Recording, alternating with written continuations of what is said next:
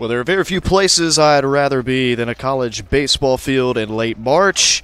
A couple of early morning spring showers forced what was a Friday-Saturday series to now a Saturday-Sunday series between the Choctaws of Mississippi College and the Hawks of Shorter University. We've got just one game today and two more coming your way tomorrow here on the Hawks Broadcast Network on Flow Sports. Gavin Booker here to take you through it, and Jeremy Hallworth.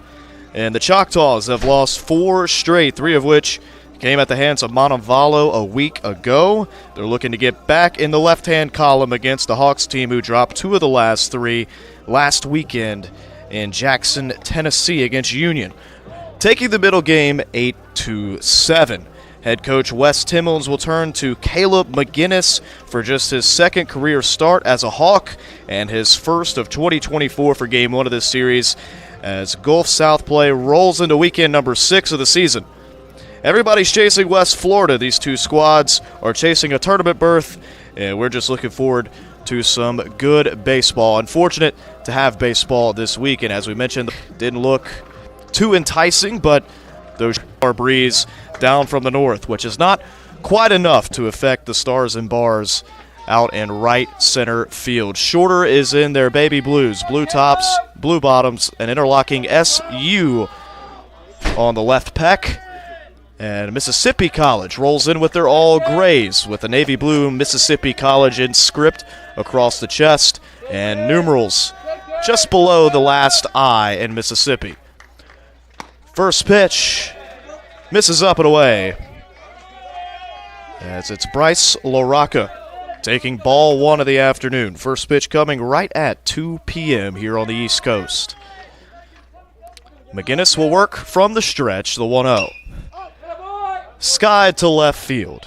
Jones is out, and it'll actually be Kraus calling off the left fielder in the gap and hauling it in. And the leadoff man, LaRocca, set down on 2 pitches. So it's an F8 in the book for LaRocca, and it'll bring up Cole Drake, the 2-hole left fielder. All 3 outfielders in the top 3 of this order for the Choctaws. One away, and a fastball misses from McGinnis. High and tight, ball and no strikes. The infield behind McGinnis goes as follows. At the hot corner, it's Stockton. He did a lot of the catching early on, but now with Brody back in the lineup and fully healthy coming off that hand injury, Stockton moves to third. Schroeder's at short, Norman Leon at second, and Barnes up the first baseline. In the outfield, Jones, Kraus, and Pager. Jones and Kraus already got to get their legs loose after that first at-bat of the game. Grounder left side. A clean hop to Schroeder, and Schroeder with a head-high throw over to first base where Barnes is waiting. 2 up, 2 down for Caleb McGinnis here at the top of the first inning.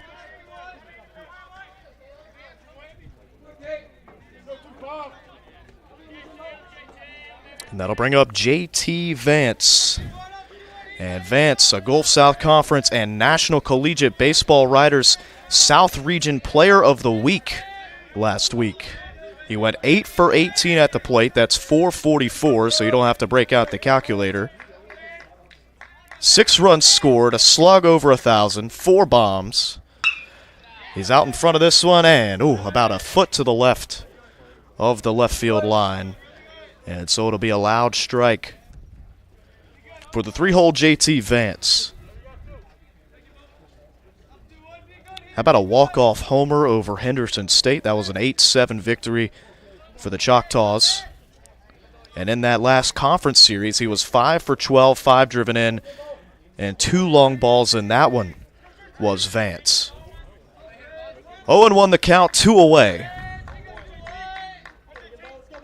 McGinnis looking for a clean first inning. This one skips home to the plates. Brody smothers it, and the count 1-1.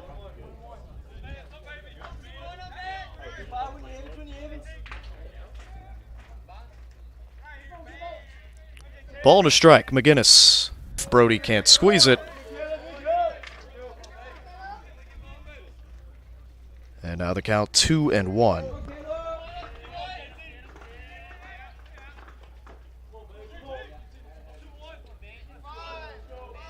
Well, Vance, one of 3 Choctaws in this lineup with an OPS over 1,000 as he takes a fastball on the edge for a called strike 2.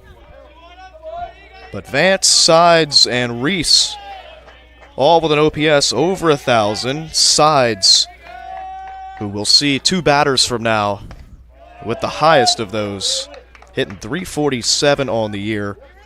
And by the way, all 3 have started in 25 games now, all 25 for Mississippi College. Full count. The next batter would be Caleb Reese, the designated hitter. 3-2, McGinnis skips one home, and it's ball 4.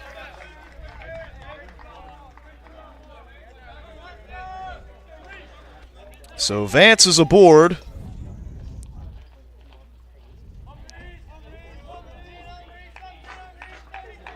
On what is just the 9th time he's been walked this year.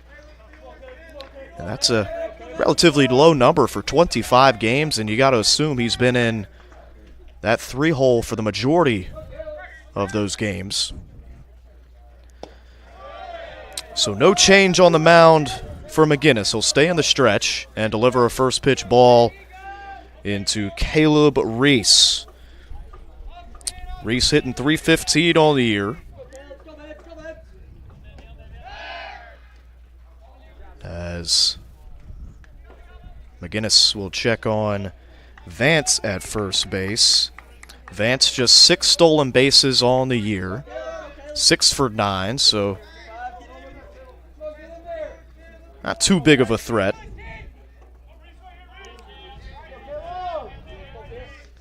1-0. He'll stay put at first. And it's Reese watching it all the way into the mitt of Brody for ball 2. So smooth sailing for McGinnis, the first 2 batters of this contest. LaRocca flew out to left field, or left center field, I should say, on 2 pitches as McGinnis gives Vance another look. And then Cole Drake early on in his at-bats and a ground ball out to Schroeder. But since then, he's fallen behind 2 consecutive batters. Now 2-0 to Reese. The runner dekes for second, stays put, and it's a called strike.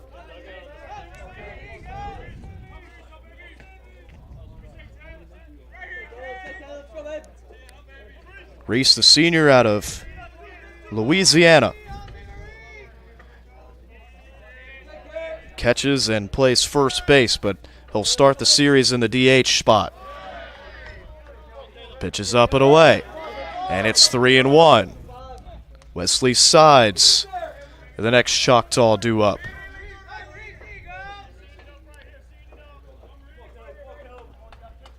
Vance still on first.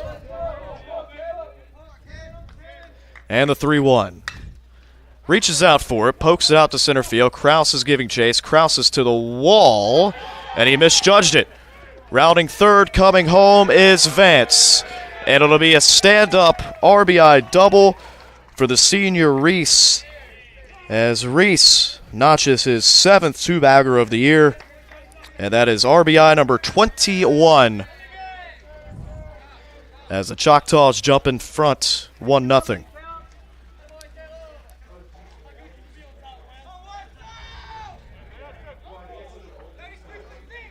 Well, he just reached for that baseball, almost just threw the bat head at it. And Kraus, we saw his numbers the whole way back to the wall. First pitch swinging and popping it up right side is Wesley Sides. It's a foul ball. Barnes chased after it, but couldn't quite get to it. A lot of room up that first base line.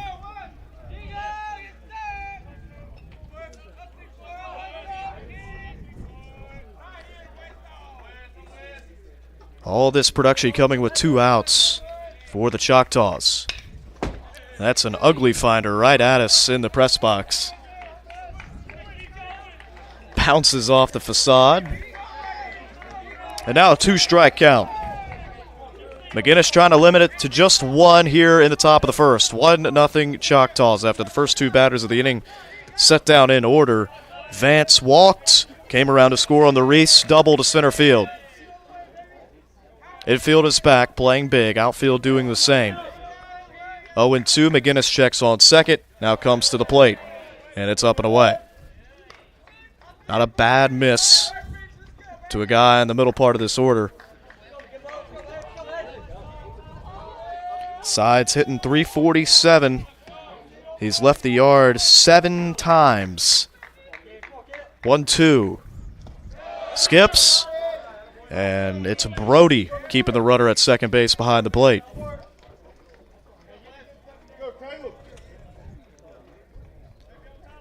Sun has poked through that blanket of clouds we mentioned in the pregame. May force some of the outfielders to take the shades off the brim of their cap and put them on here in the first. Breaking ball off the plate. And now the count full. Corey Cooper, the third baseman, and first lefty bat that McGinnis will see is due up next. Full count, payoff. Reese still at second. McGinnis will get him to chase. So a strikeout from McGinnis to strand a runner at second base, but a run does come in to score on the Reese double to center field. Vance comes in. It's 1-0 Choctaws. Shorter due up 1-2-3 when we come back here on Flow Sports.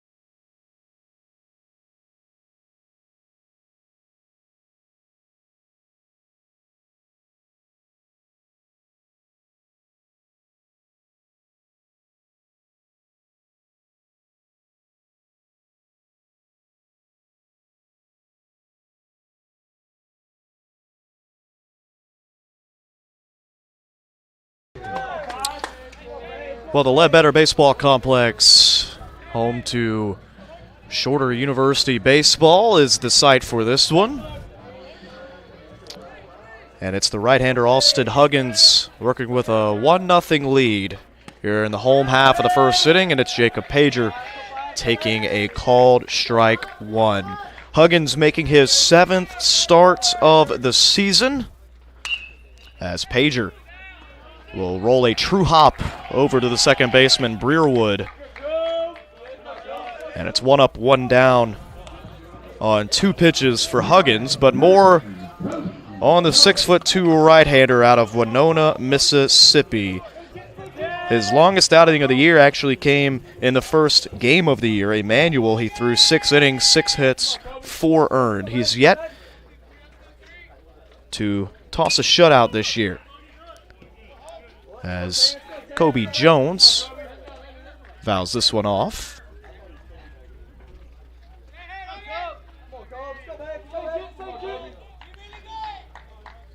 Just 3 innings in his last start against Montevallo a weekend ago. Gave up 3 hits and 2 earned runs, walked 3 and only punched out 1. He's not a big strikeout guy, but he's got Kobe Jones in a 1-2 hole here with 1 away in the bottom of the first. Jones, Brody, Barnes, the next 3 for West Timmins.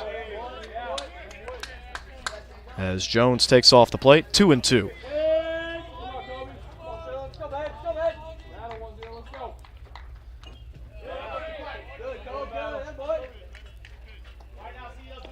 Jones just gets a piece of the 2-2. Sounded like a feather hit that ball. 2-2. Upstairs. And now the count full.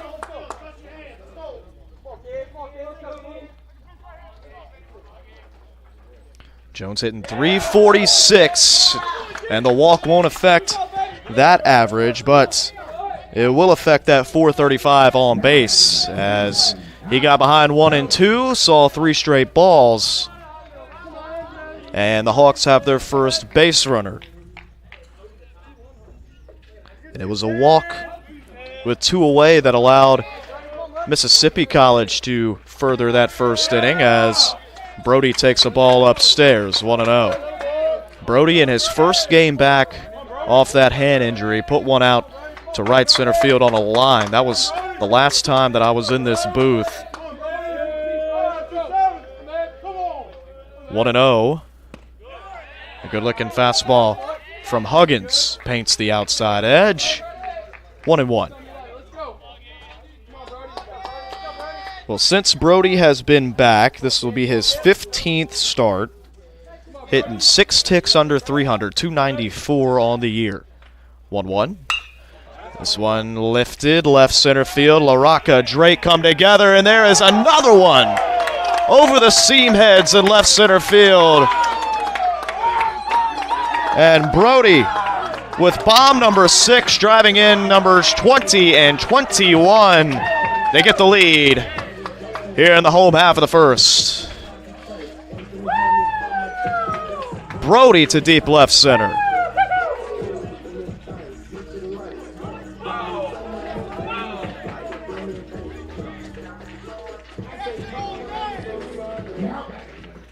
And that is not somewhere Huggins wants to live. To the top portion of this lineup.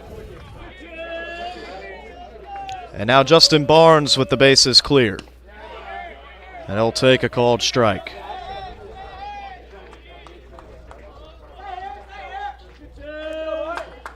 But to say that Brody has come back and had an impact is an understatement. 6 bombs on the year for him.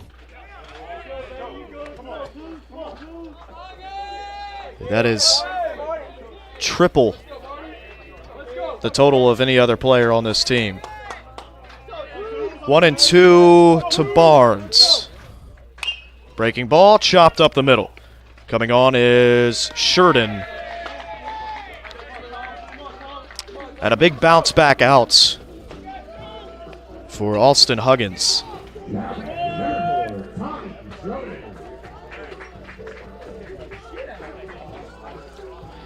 And so here is Schroeder.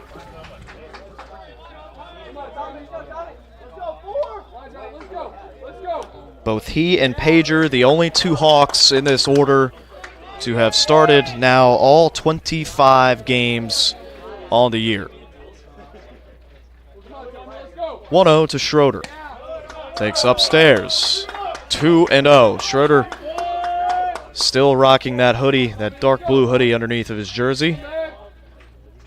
Contrasts well with that bleach blonde hair he's got going on. 3-0 the count. Huggins fires another fastball, and it's 4 straight, and the second free pass of the inning for Huggins.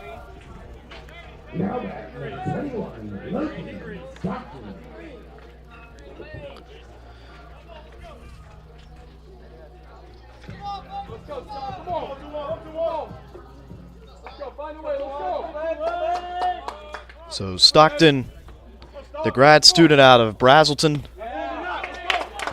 makes it 5 straight balls thrown by Huggins, and the shorter dugout coming alive here early in this one. 1-0. Upstairs, Stockton shakes it off as it crosses the plate. 2-0.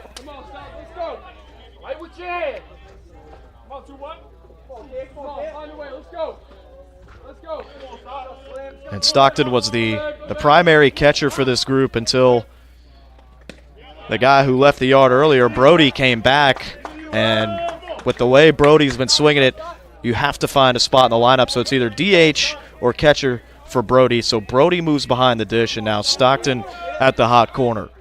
2-1, Pager takes off. Throw down from the catcher, Kirsch is in time, but it's too high, and it's a stolen base for Schroeder. And he is now a perfect 9 for 9 on the year.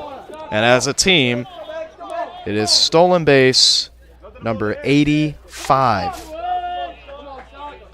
They are now 85 for 99. So they will be north of 85% in stolen bags, no matter what that 100th stolen bag looks like. Popped up left center field. LaRocca will have a chance on this one, and he'll haul it in. So 2 runs on just 1 hit. The big fly from Brody gives McGinnis a 1-run lead as we head to the second here on Flow Sports.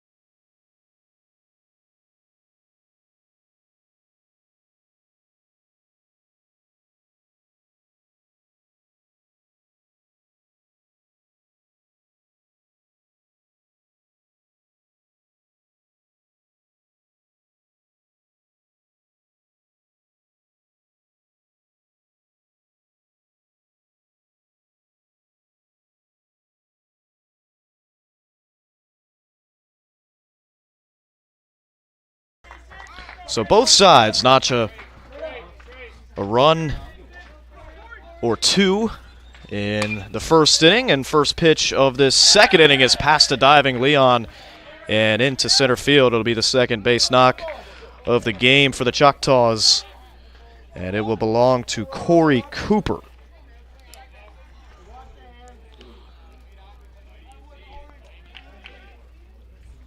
So it took till 2 outs for the Choctaws to get a base runner in the top of the first. It takes just 1 pitch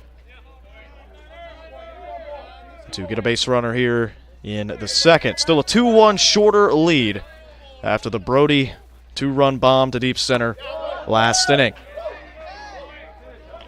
McGinnis tries to pitch him backwards, comes in with an off-speed pitch. Started it at his hip, worked back to the inside half of the plate, but it's a called ball, says our home plate umpire. 1-0 to Bo Kirsch. 1-0. That one roped to center field. 2 hops, and it's into the glove of Kraus. And so back-to-back singles off McGinnis.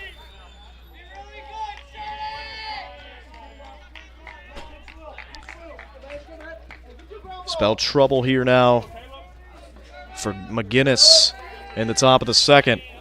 And here's Logan Sheridan, the shortstop. McGinnis looks towards home. He'll close himself off to the plate, coming set. Squaring to bunt is Sheridan. He pulls back as that one comes up about 2 feet short of the intended target. 1-0 to count. Stockton comes in. He's playing about 2 strides in front of the third base bag and keeping an eye on Cooper. A slash, and it's fouled off.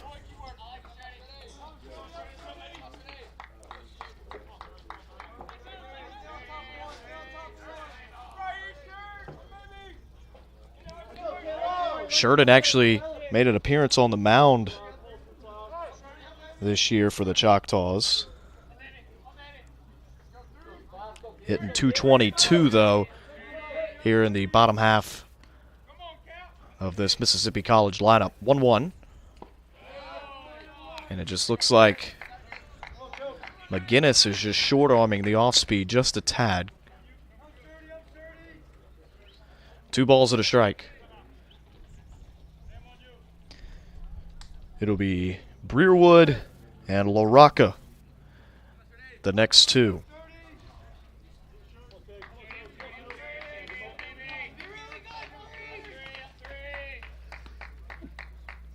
Two, 1. Squaring to bunt again. He pulls back. And now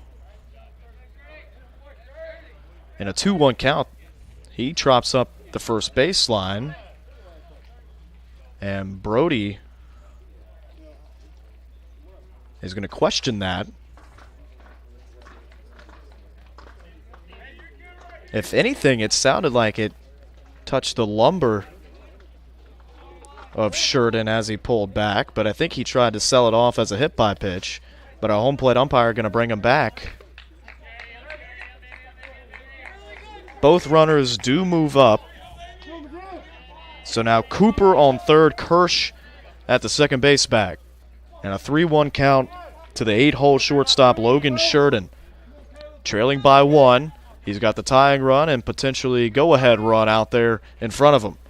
And this one skips home to the plate. So they prolong his at-bat just by a pitch. And it's the second free pass issued by McGinnis in this one.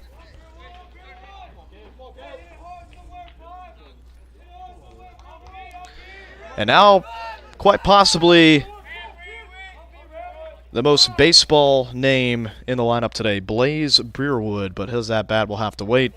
Timmons is out to have a word with McGinnis. Bases juiced, nobody out here at the top of the second. We'll pause and be back here on Flow Sports when the action picks up.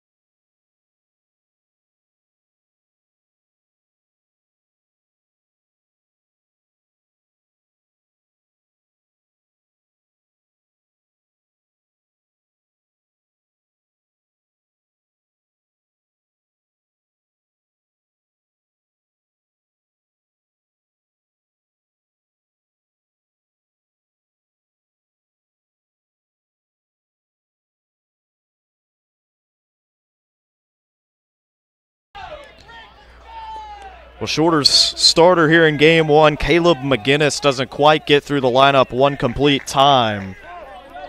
It'll be up to Landon Maynard to come in and clean up this mess that he's left here in this top of the second. Grounder right back to Maynard. Maynard goes to second, though, and throws it into center field. One run is in. Here comes a second, and Kirsch will score. And Maynard, who could have thrown the ball 60 feet home to not only save a run, but have a double play up the first baseline again. That is situational awareness there. And all of a sudden it is 3-2 after the error on Maynard. So Cooper scores, Kirsch scores as well. Both of those on base thanks to McGinnis. And so now it's Sheridan moving up to second and Breerwood on first. Now for the top of the order, Bryce LaRocca. Squaring to bunt and drilling him in the back is Maynard.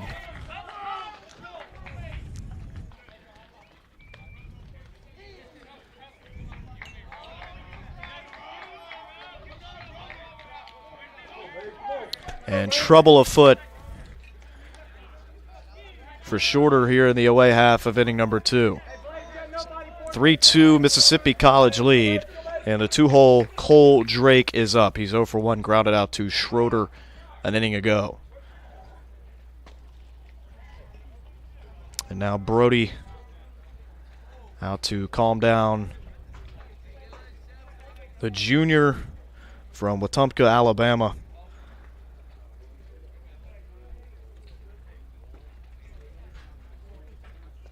A lot of times that meeting is to buy time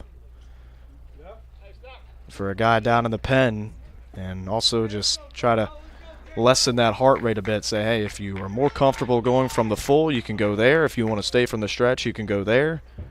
Bases are loaded. They're not going anywhere. And now Timmons back out. And they will go to the pen once again. So Shorter will use its third arm, having only recorded 3 outs in this one thus far. We'll take another break. We'll step aside and see what Cole McDaniel has for us when we come back. 6-foot lefty, 6'5" lefty, I should say, all the mound when we come back.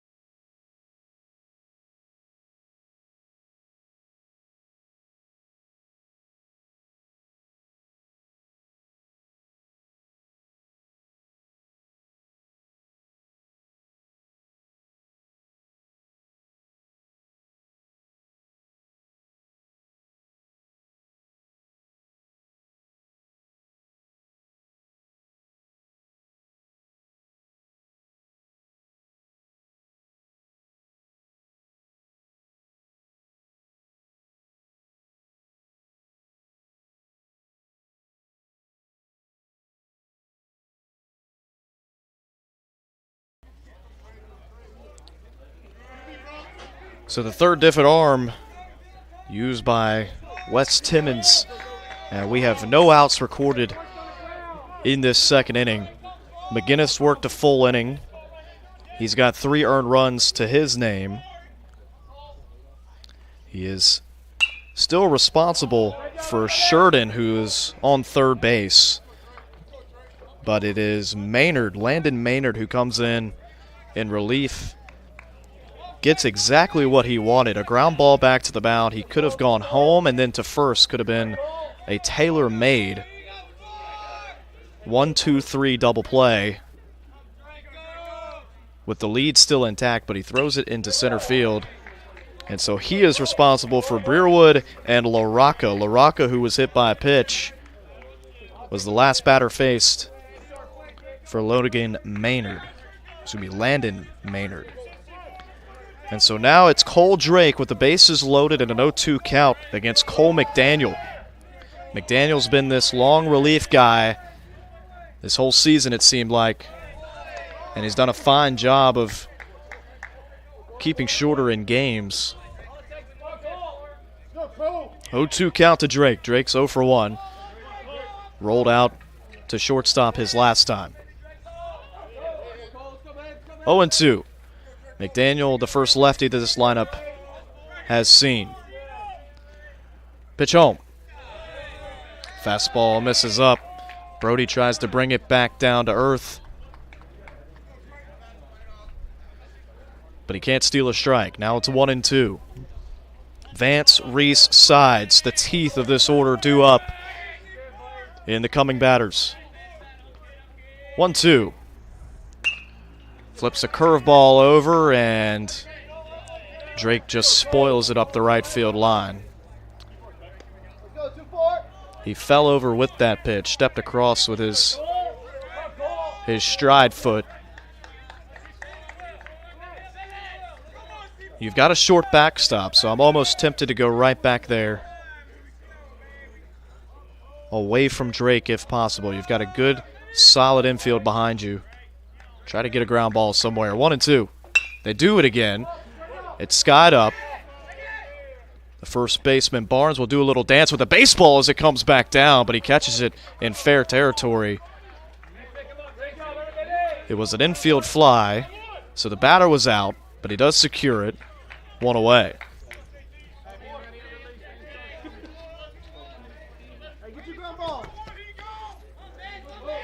So everybody stays put for JT Vance, who walked and came around to score on the Reese double an inning ago.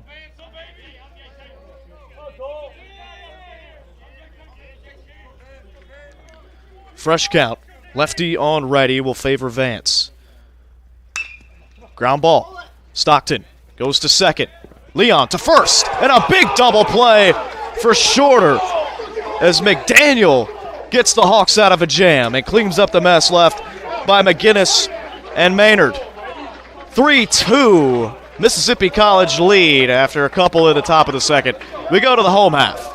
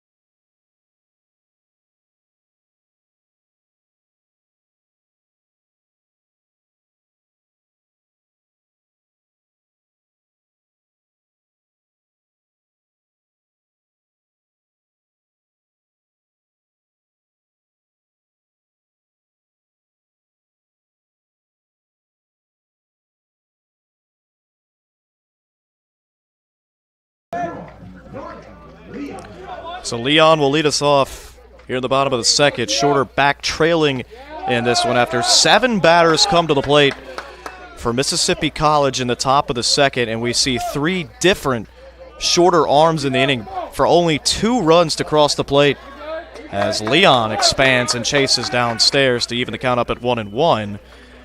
For Shorter to get out of that inning with just a 2 allowed and keep this a 3-2 game, spectacular work from McDaniel to get those last 3 outs. Pitch upstairs, Leon takes. 7, 8, 9, the bottom third of West Timmins' order due up here at the bottom of the second. Leon takes again.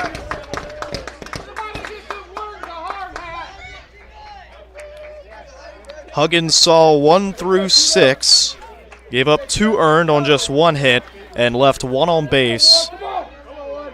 An inning to go. Chopped, almost cut off by the third baseman Cooper, but a backhand from Sheridan gets him at first.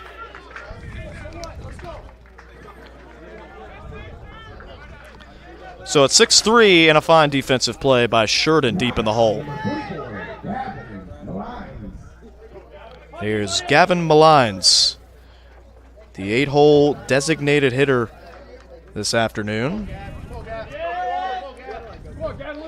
First pitch to him brings the catcher Kirsch out of the crouch, 1-0.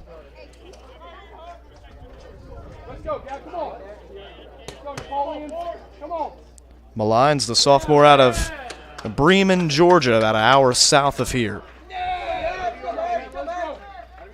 Takes the ball, 2-0. And for Malines, this is his second start of the year and just the 3rd game he's appeared in.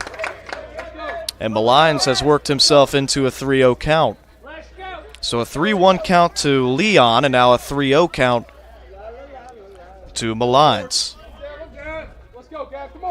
1 away, bottom second. 3-2 Choctaws lead. He'll take ball 4.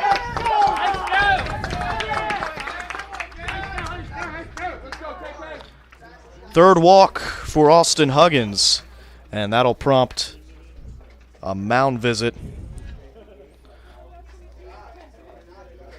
as I believe this is Josh Perez out to talk with his infield. It's a quick meeting, as Perez already back to the dugout. 9-1-2, the next 3. Kraus, and then we'll flip the lineup card over to Pager and Jones.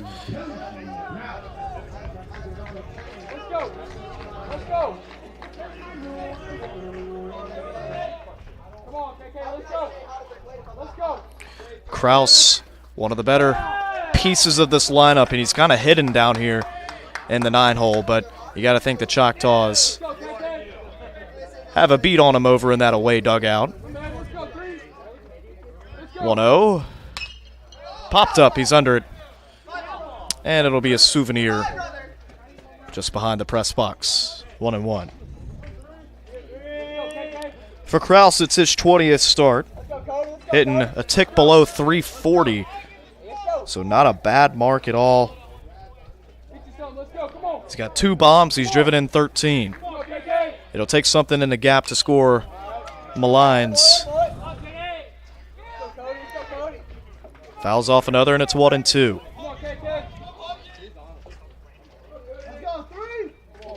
Kraus, grad transfer from South Georgia State. Takes off the plate, 2-2.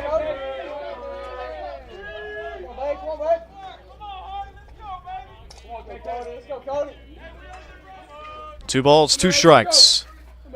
Infield at double play depth. And Kraus lays off what looked like a borderline off-speed pitch from Huggins. Full count. Malines on first. They'll check on him. Breerwood and Sheridan both pinched up the middle. The third baseman Cooper actually leaving a lot of room up that left field line with the pull side of Kraus being the right field line, and Kraus will take walk number 4 of the outing. And for Huggins to get through this first time through the order with 4 walks and only 2 runs given up is nothing short of a miracle for Mississippi College, because he has to deal with Pager, Jones, and Brody. 1, 2, 3. This is where the runs came an inning ago.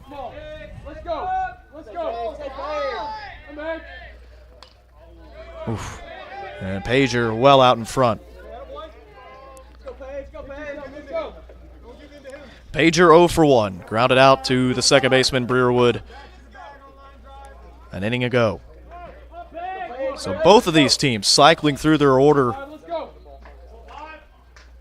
Then the first 6 outs. This is a dribbler. 6-4, and the throw is airmailed and actually out of the stadium.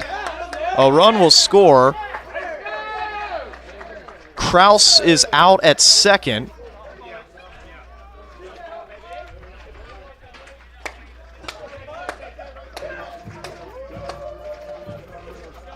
And so Pager, because the throw was out of play, will get to move up to second.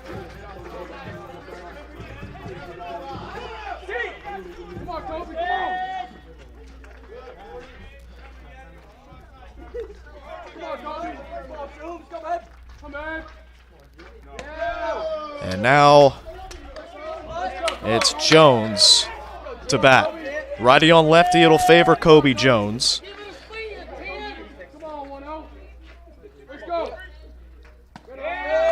Takes again.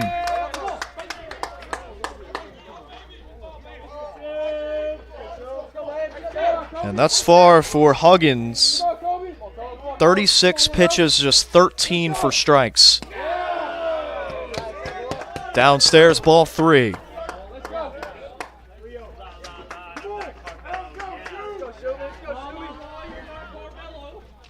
Come on, Kobe. Come on, no.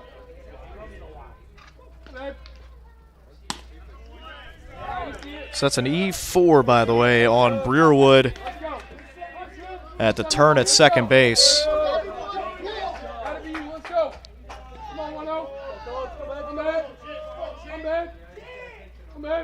3-1. Jones chops it foul, and he'll renew his lease at the plate for one more pitch.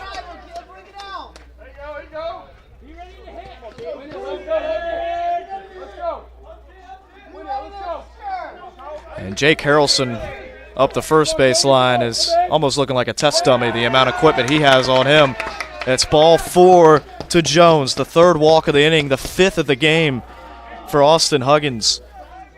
And a lefty warms in the Mississippi College bullpen, as that is number 19, Kyle Collette. Down there getting loose. Men on first and second, 2 away.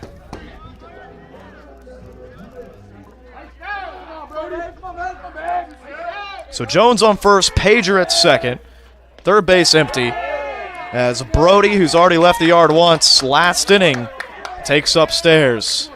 And you do not want to get into a fastball count if you're Austin Huggins. 3-3 our score. And this one will not stay fair for Alex Brody. Didn't catch that clean. Caught it off the end of the bat. Almost in the eye in Marucci on that white wand in his hand. 1-1.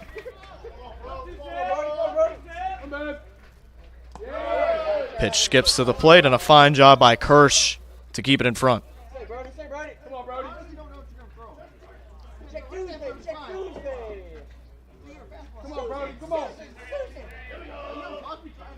Three runs on 3 hits, 1 error for the Choctaws. 3 runs on just 1 hit for the Hawks. So that 1 hit belongs to the man at the plate. And a 3-1 count. Huggins comes set looking at Pager at second, the 3-1. That's a strike. Brody unsure of whether or not that was going to be ball 4 or strike 2. He'll get one more opportunity. 3 balls, 2 strikes. Brody, left center field gap, and it's going to be a parade of Hawks coming home. Pager is in. Jones is in easy. And it is a stand-up double. 2 more driven in, bringing his RBI total to 4 on the day. Alex Brody has given the Hawks a 5-3 lead.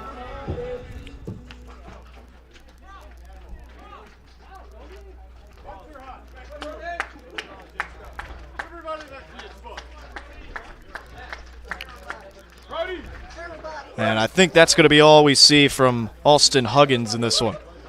They'll go to the bullpen and grab a lefty. 5-3 Hawks. 2 in the first. And 3 more coming in to score here in the second. We'll step aside and let the left-hander, Kyle Collette, get loose. We'll be back here at the Ledbetter Baseball Complex.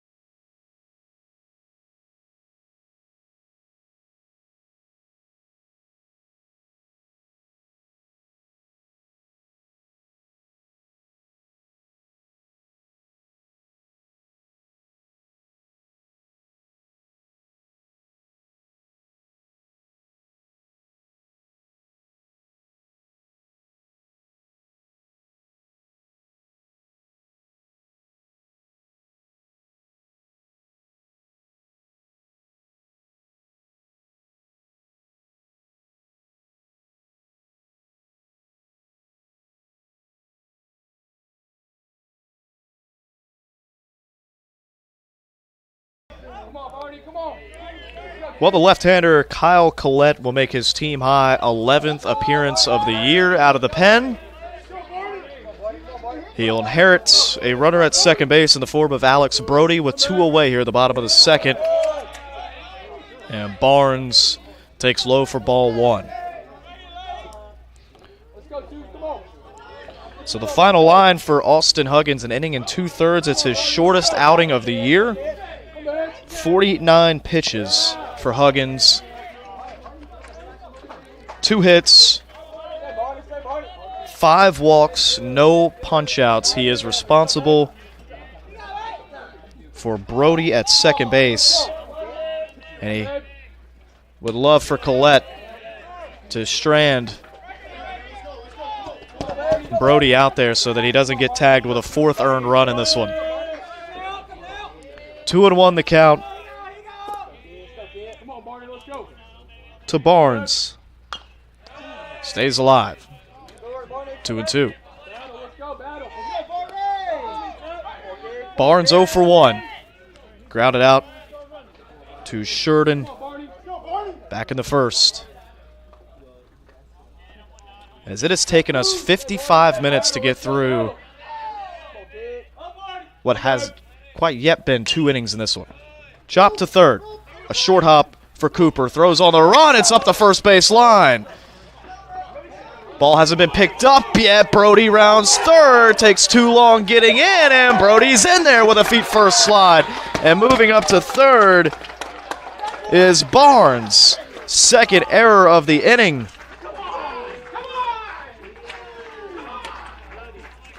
It's an E5 on Cooper.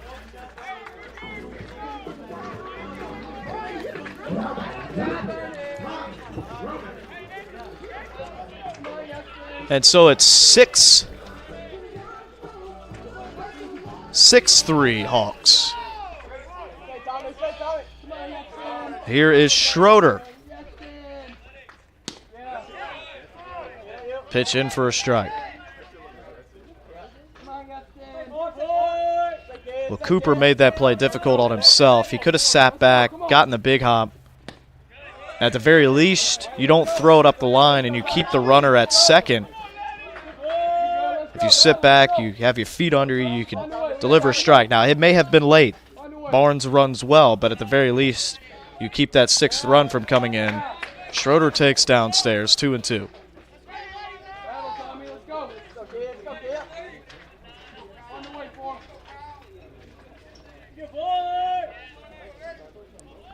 Collette. The pitch home. Off the plate. Schroeder walked. He was the second walk issued by Huggins.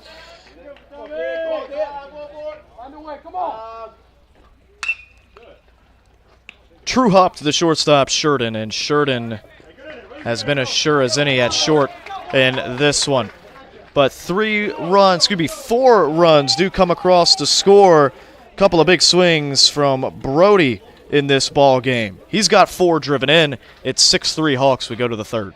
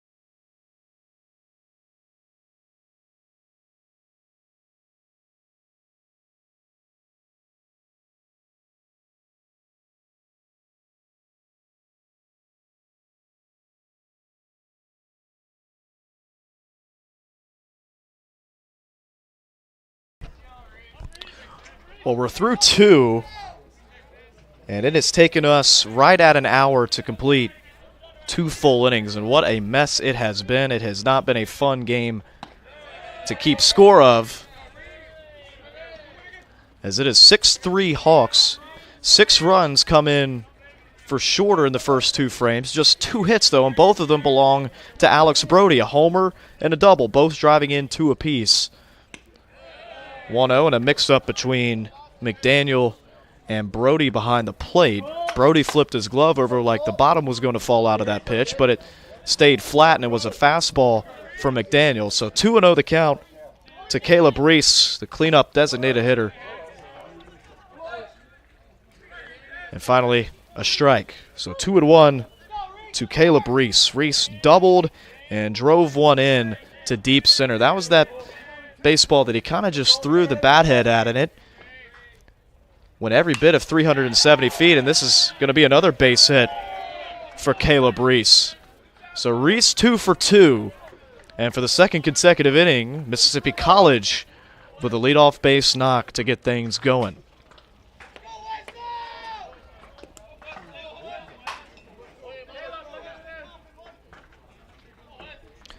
Here is Sides, struck out his first time.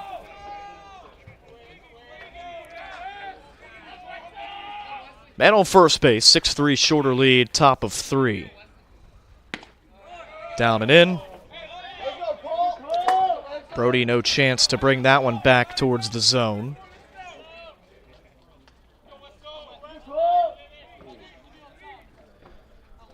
One-0.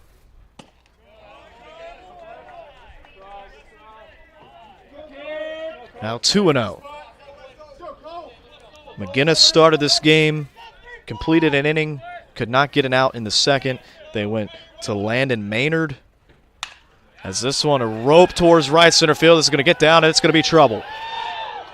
They will windmill around. Caleb Reese, the throw from Leon to the plate is in time, but I think Reese got the hand in there. And so it will be an RBI double from Sides. And this one is shaping up to just be one of those games.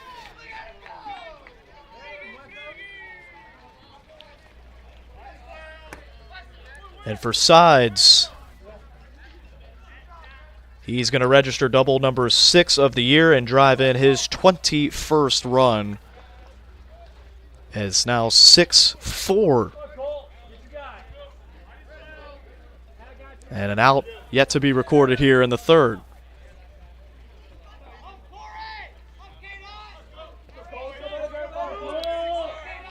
Left-handed hitting third baseman Corey Cooper, who's 1 for 1. He led off last inning. Singled and came around to score. He's going to square to bunt. He's going to drop down a little push bunt. It's going to be the pitcher fielding it, not in time to first base. Such a tough play for McDaniel because he's not able to plant and throw directly. He has to kind of work his body around that ball to get his shoulder square to first base.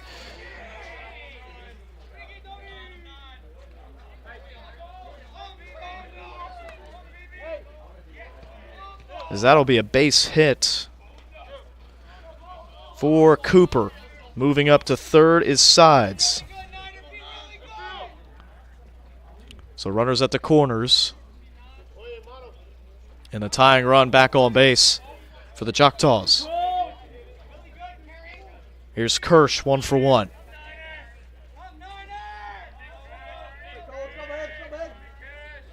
So McDaniel and the Hawks again in trouble for the third straight inning. It has not been a stress-free game. And they pitch out.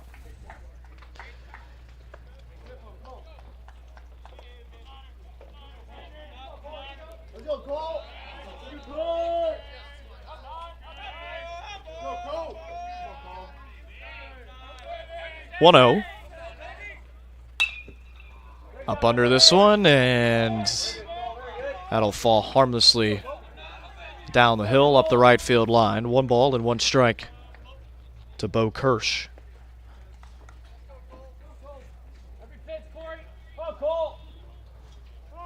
Well, ideally, McDaniel will get out of this inning and give you maybe an inning or 2 more. This is just game 1 of a 3-game set. All these pitchers got an extra day of rest because the series was moved back a day. Again, originally supposed to be a Friday-Saturday series with 1 game coming yesterday and a doubleheader today. We were expecting a few inches of rain. Didn't really get that. But the good thing is these guys are flexible, so you can move that date back. And so it turns into a Saturday-Sunday series with just 1 today and 2 tomorrow. So all the guys who threw last weekend on the road at Union get an extra day. There was no midweek game this week for Shorter. 2-2. Taken. And a full count to Bo Kirsch. But because of there not being a midweek game, that's 9 innings that you don't have to cover.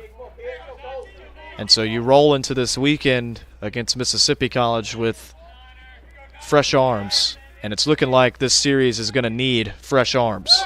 Foul tip back into the mitt. And the first strikeout of the outing for Cole McDaniel comes against Bo Kirsch in a big out number 1. A double play would get them out of the jam.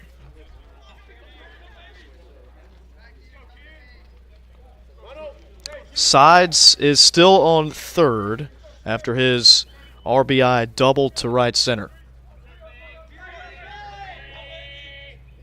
And then it's Corey Cooper after his infield single on the bunt at first. They square again. The corners crash, and moving up on the loose ball is Cooper. So the double play now out of the equation, and that was the point there, I would assume, for the Choctaws. I don't think Logan Sheridan had any intention of bunting right there. 1-0 the count to him. The infield now with their toes on the infield grass, with the exception of Schroeder, who's trying to keep Cooper close at second. 1-0. Down and away. 2-0.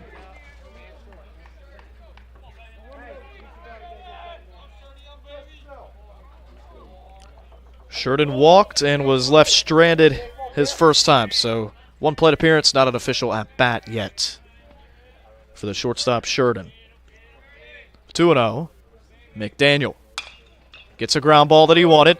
Leon almost misplays it. He'll check on the runner at third before firing over to Barnes at first.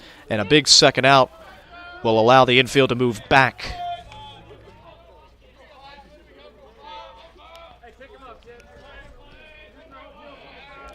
So there has not been a goose egg on the scoreboard just yet. A run in the first, 2 in the second, and 1 now in the third for Mississippi College. They trail 6-4. Shorter has yet to have their third at-bat in this one. 2 away, and it's the 9-hole Blaze Breerwood. Breerwood ropes this one, but a good jump from Kraus will allow him to track it down. So a run does come in to score on the RBI double from Wesley's sides, but McDaniel able to stray in 2.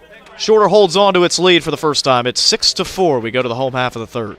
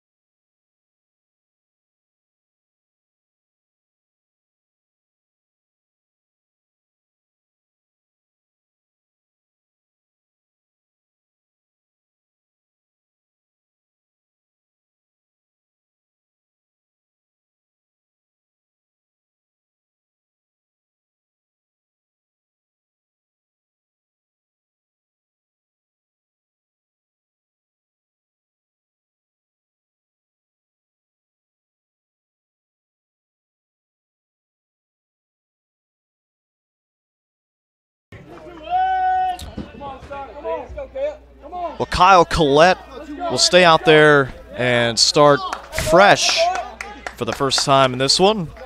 He came in at the tail end of last inning to record that final out in relief of Austin Huggins. And he's got Stockton, Leon, and Malines. Second pitch of the inning. The captain of the infield Dirt will call off the second baseman there. Sheridan will take in the pop fly. One away here at the bottom of the third.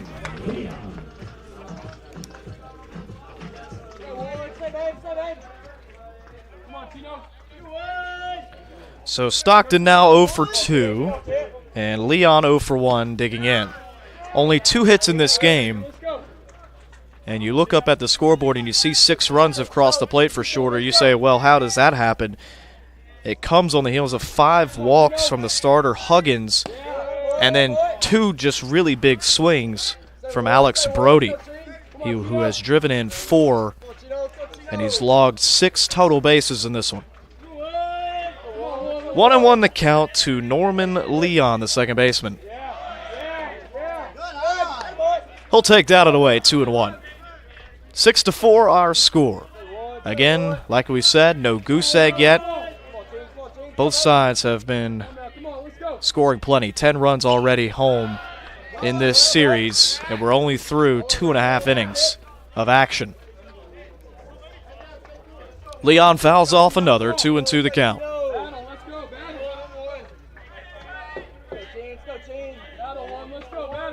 2-2. Grounder right side. Big hop to Breerwood. He'll flip on to first. 2 away.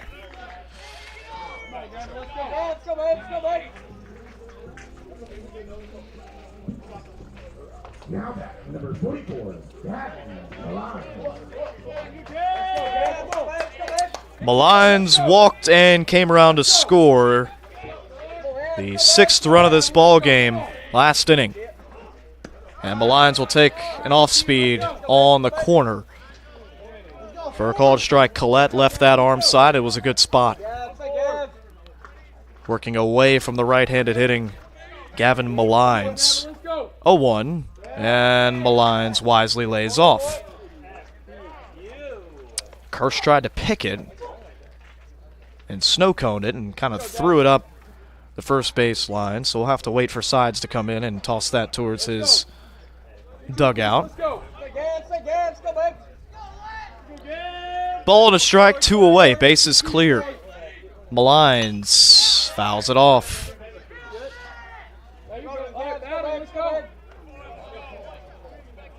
Will Collette be the first pitcher this afternoon to throw up a 0 and do it under his own power?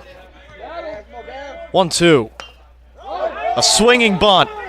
Couldn't have placed it any better. Collette throws it up the right field line, making the turn. Malines heading to second. Malines thinking about third, but he'll throw on the brakes at second base. It'll be the 4th error of this game.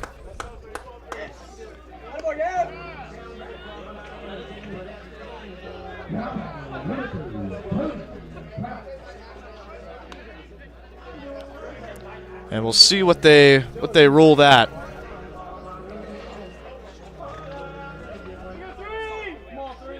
So we'll hold off on putting that down and the scorebook for just a second. We'll get the ruling between innings. Could see it either way. Either way, it's going to be a throwing error. It could very well be a hit and an error on Collette. It'll be the 3rd hit of the game and the first hit for a Shorter Hawk not named Alex Brody. And we're almost 2 full times through this order as Cody Kraus, the 9-hole, digs in. Grounder pulls Sides gets dirty, but it'll be Kraus winning the foot race to the bag.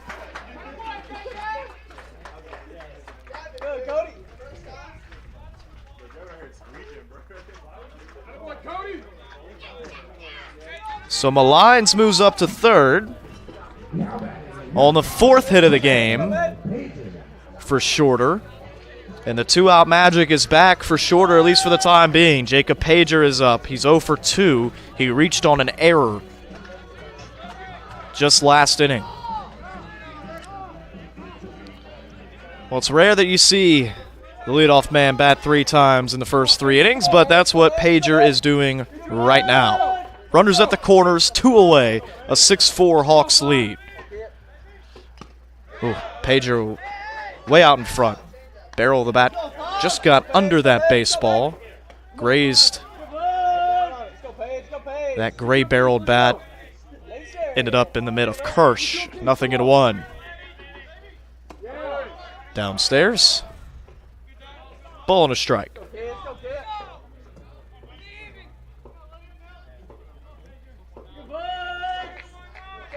So that is a hit and an error on Collette on the swinging bunt from Malines. Taking off and safe. And that is the 100th stolen base attempt of the year and the 86th consecutive stolen, or I should say complete stolen base of the year for Shorter. Got in under the tag. Stealing bags at an 86% rate as a team. Really good. But Collette will end up throwing up a 0. He'll strand to the ground ball from Pagers taking in, and it will remain a 6-4 Shorter lead going to the middle innings.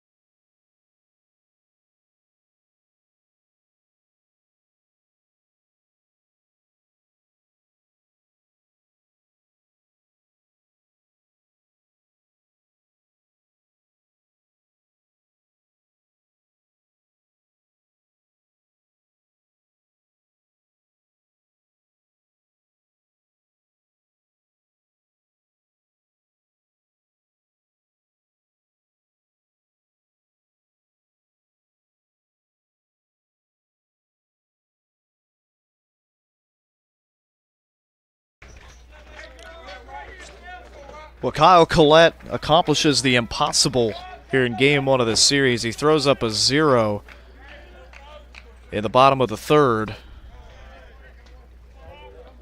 and keeps the score at 6-4 in favor of Shorter as we go to the top of the fourth.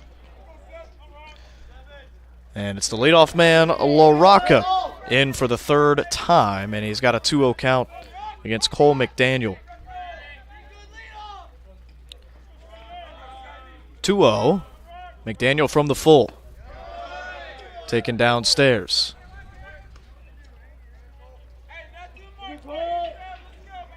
LaRocca 0 for 1 was hit by a pitch his last time, and he'll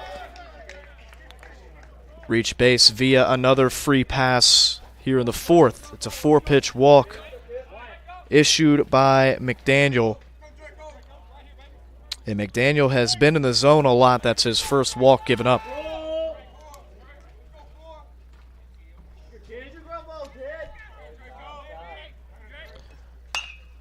First pitch swinging after a 4-pitch walk is Drake.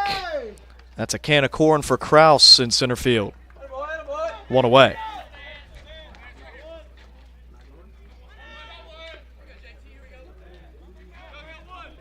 So an F8 to Cole Drake's name makes him 0 for 3 out of the 2-hole. And here is JT Vance.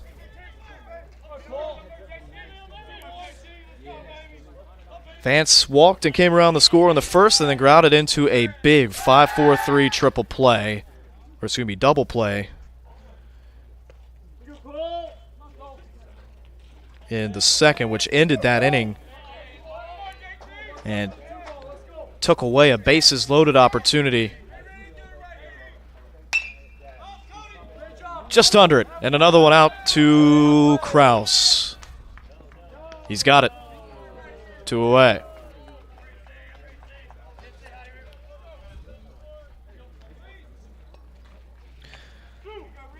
So can McDaniel also do the unthinkable and throw up a 0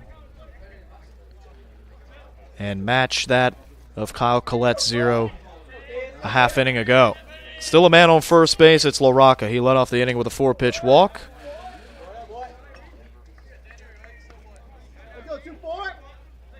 And here's Caleb Reese. 2 for 2. He's singled and doubled, driven in 1, and come around to score. 0-1.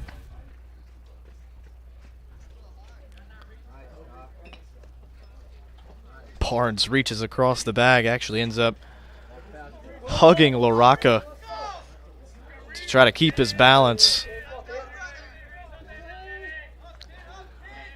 0-1. And a called strike 2 against Reese. Well, Reese has that gap-to-gap power.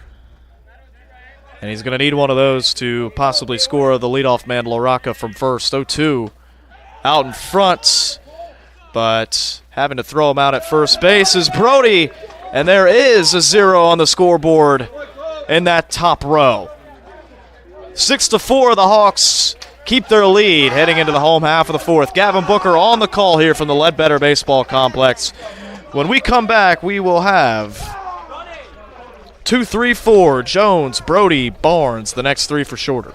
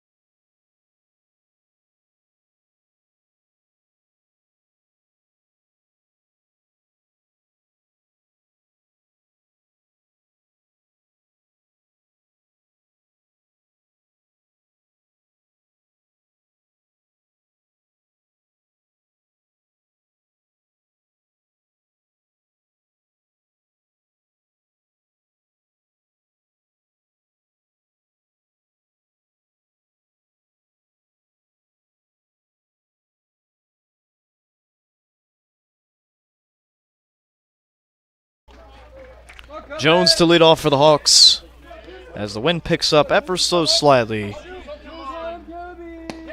Here at the bottom of the fourth inning, Hawks still out in front, 6-4. And after we saw 10 runs come across in the first 2.5 innings of this one, 0 runs this past inning. 1 ball, no strikes to Jones, and Jones chops it foul. Jones has scored twice. He's 0 for 0 with 2 walks. First time facing Kyle Collette. Foul tips it for strike 1.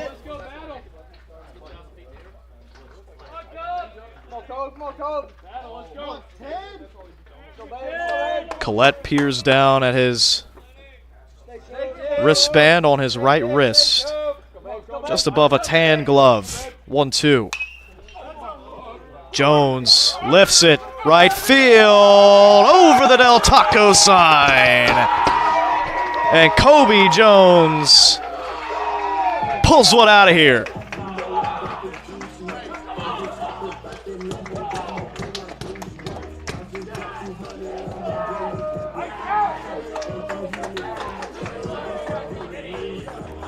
For Jones, it's his third of the year. That's the second ball to leave the yard for Shorter in this series. 7-4. Hawks still out in front.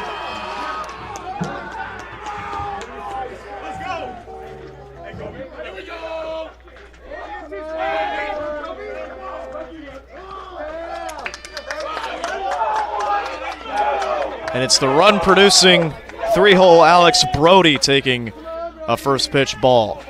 And that was lefty on lefty, too, from Kobe Jones. Oh, and Brody, tough fly ball, right field. It's Vance coming on, who loses the hat in the process.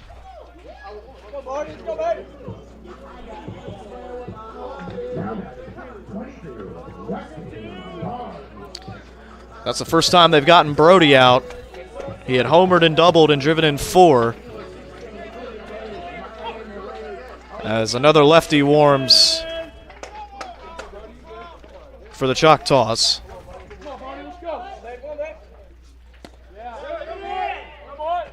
And Barnesy takes a first pitch low for a ball.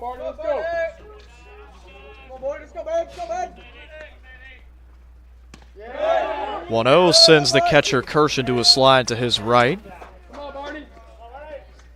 2-0.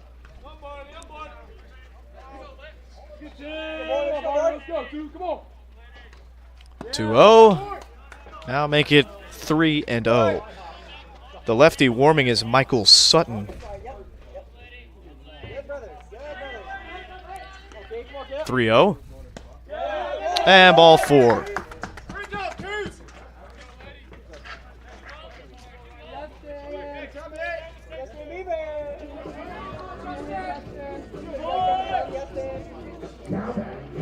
It's the first walk issued and the 6th walk issued of the game between Huggins and Collette. So man on first base in a 7-4 game. One away. Bottom 4. Here is Schroeder. And once again, Collette lay off the mark.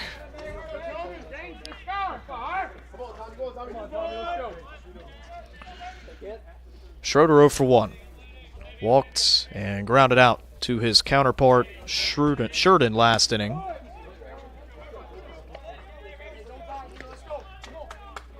(2-0). Schroeder has come on strong. He started off the year, the first 10 games or so was right at the 100 mark in terms of batting average on the year. He's up over 240 now and hopefully climbing. He's seen 3 fastballs. All 3 have been out of the zone against Kyle Collette. And there's ball 4.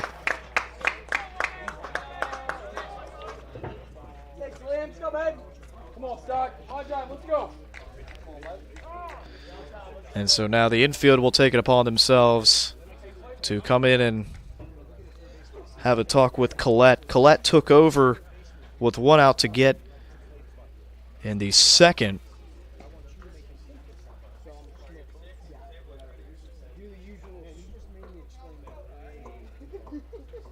And Sinston has done a fairly good job of keeping the Hawks at bay and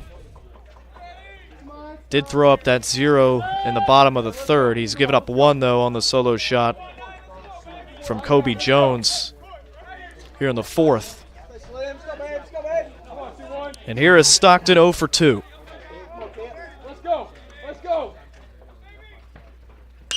Stockton rips it. Left field, Drake not going to get there, going to bang off the wall. Coming in is Barnes. They'll hold up Schroeder at second. The throw cut off by Sheridan. Stockton with a double off the wall. And it's 8-4 Hawks.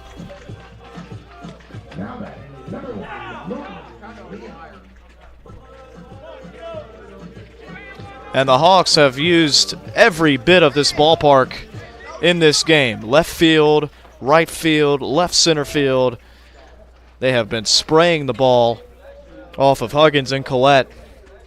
And I think that's going to do it for Kyle Collette in this one. He'll hand over the ball to his manager, and they will go to Michael Sutton, down 4, having given up 6 unanswered here in this one. 8-4, Hawks up, bottom 4th. We'll take a break.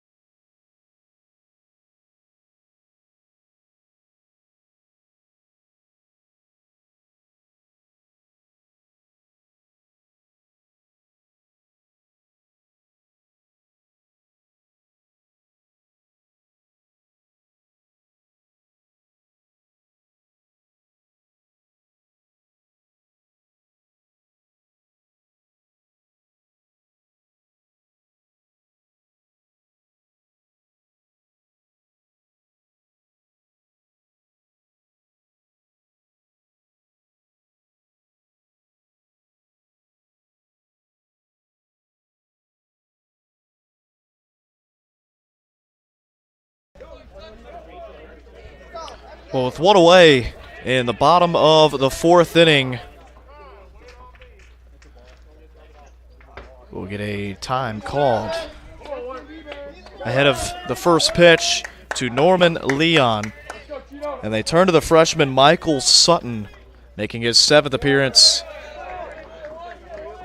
And you got to think with where his whip is at, under 1, he's got a .7 whip in 10 innings of work, a 3.6 ERA. Diving stop by Cooper at third, keeps the runners at bay. He'll fire to first base to get Leon. Tough break for Leon, who squared it up. And that's why you bring Cooper in right there. 2 away.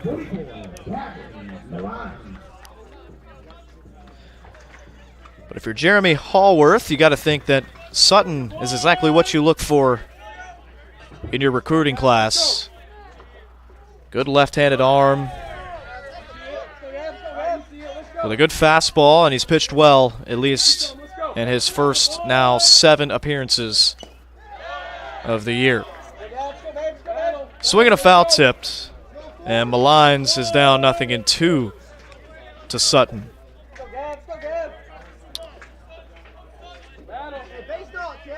Collette responsible for both Stockton and Schroeder out there.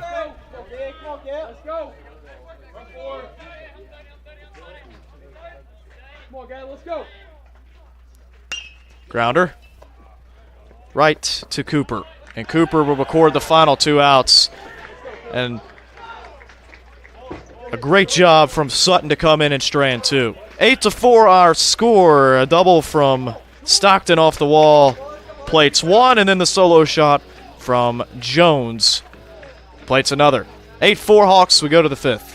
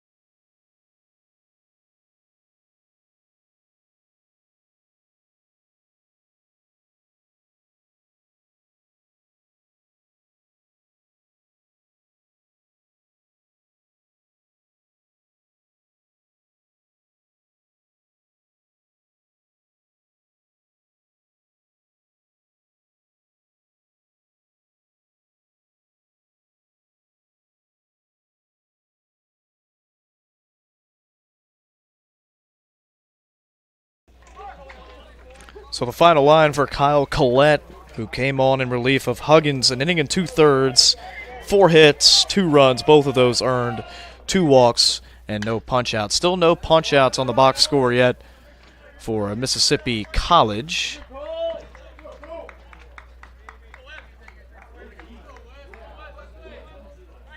Nothing in 1, the count to Wesley Sides. 1 for 2 with a double is Sides. Now the count 1-1, and ever since McDaniel entered the game, he's done well for himself. 3 innings, 3 hits, just 1 earned, 1 walk, and 2 punch-outs. And a fastball must have just missed.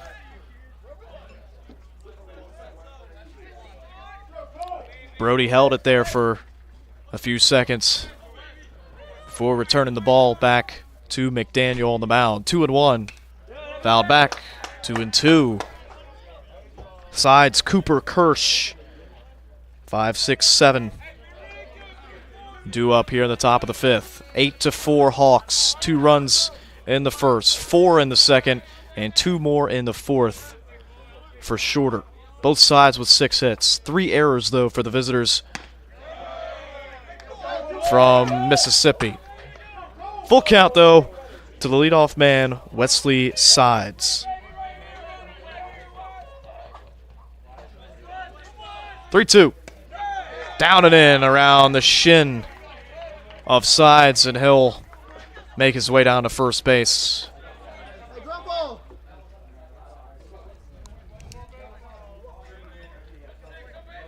And for McDaniel, it's just his 2nd walk.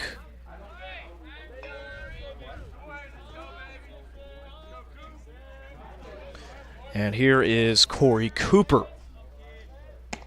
Cooper will take a breaking ball for a called strike, 0-1. Cooper 2 for 2. Singles in the second and the third. Came around to score back in the second. Oof, he expands, chases up and out of the zone. 0-2.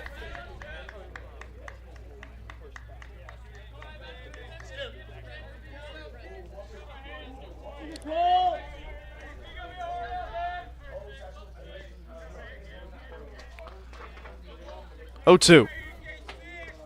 Will he mess around or will he come right at him? Pulls the fastball.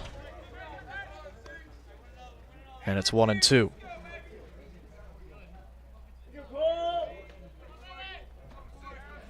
Sides does have 5 stolen bases on the year. 5 of 6 in that category. 1-2.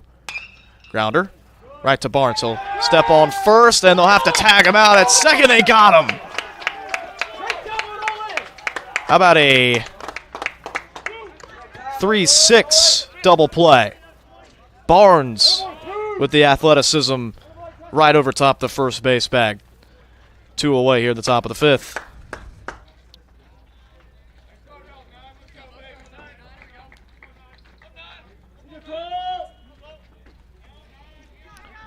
So with 2 away now, Bo Kirsch.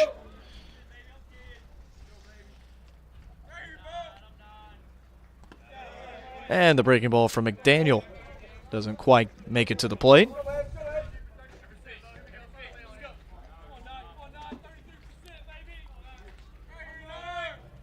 McDaniel trying to maybe be the pitcher of record in this game. If he can get through this inning, and if the Hawks can maintain this lead over the final 4 frames. 1-1 to Kirsch, who's 1 for 2. Chopped. Stockton, tough hop, waits back on it, picked up by Barnes at first base. Inning over. So after the leadoff walk, that walk buffs out. Sides set down on the 3-6 double play, and then Stockton, who's played a really good third base, ends the inning. 8-4, 2 consecutive zeros for Cole McDaniel. He's pitched well, and we're halfway through this one here at the Ledbetter Baseball Complex. We go to the bottom of the 5th.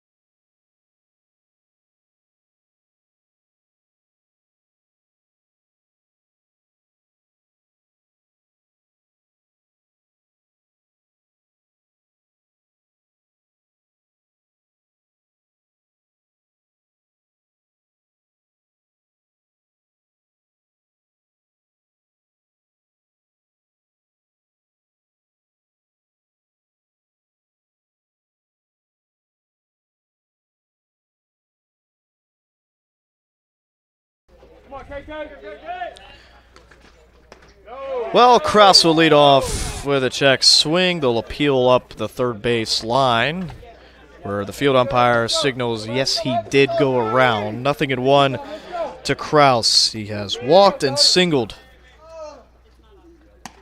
And he's just got a nice, smooth load, under control load.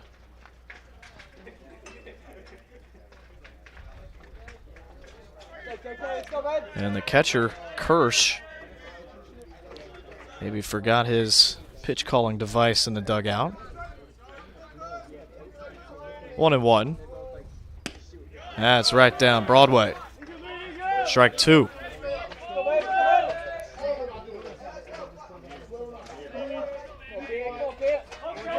Kraus and then the top. The 1-2. Pulled right side, and it's through. Sides couldn't get there. Brewerwood too far towards the second base bag, and it's a leadoff single. And Kraus is having himself a quiet 2-for-3 day out of the 9-hole.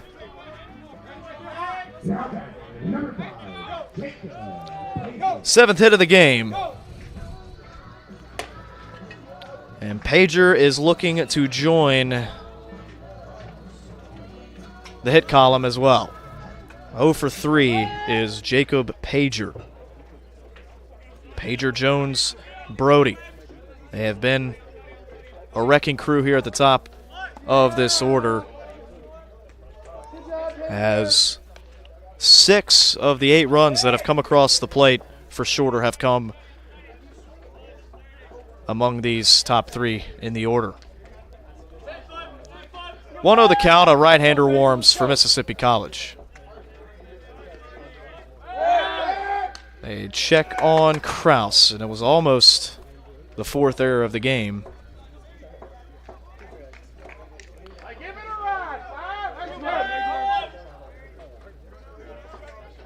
1-0. Come on, Pager, let's go. Pager chops one to the shortstop. Sheridan goes to second for 1, but it'll end up being a fielder's choice. Pager beats it up down the first base line.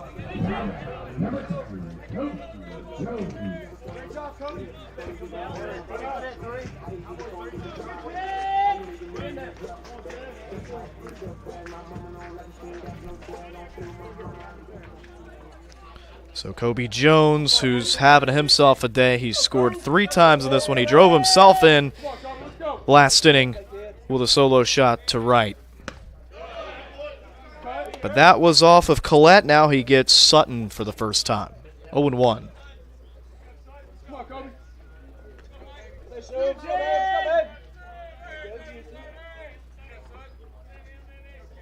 0-1.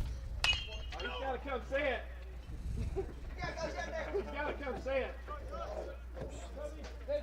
Go, bro.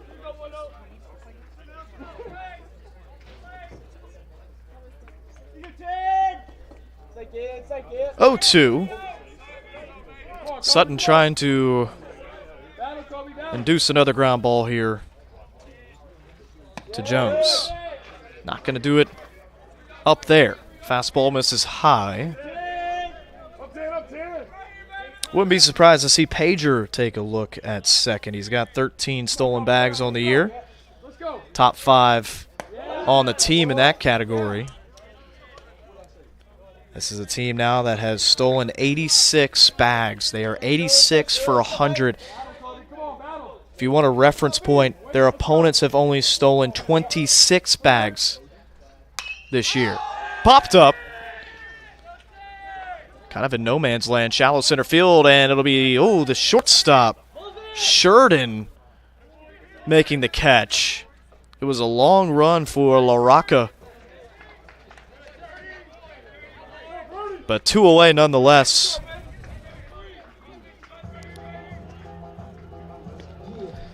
And it'll be the first time that they've sent Jones back to the dugout. Here's Alex Brody.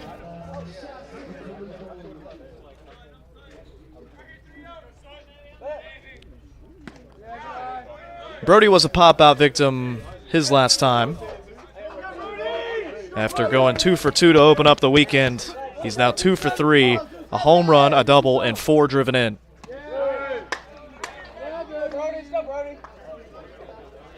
2-0. Come on, Brody, let's go. Say Brody, say Brody. Come on, Brody.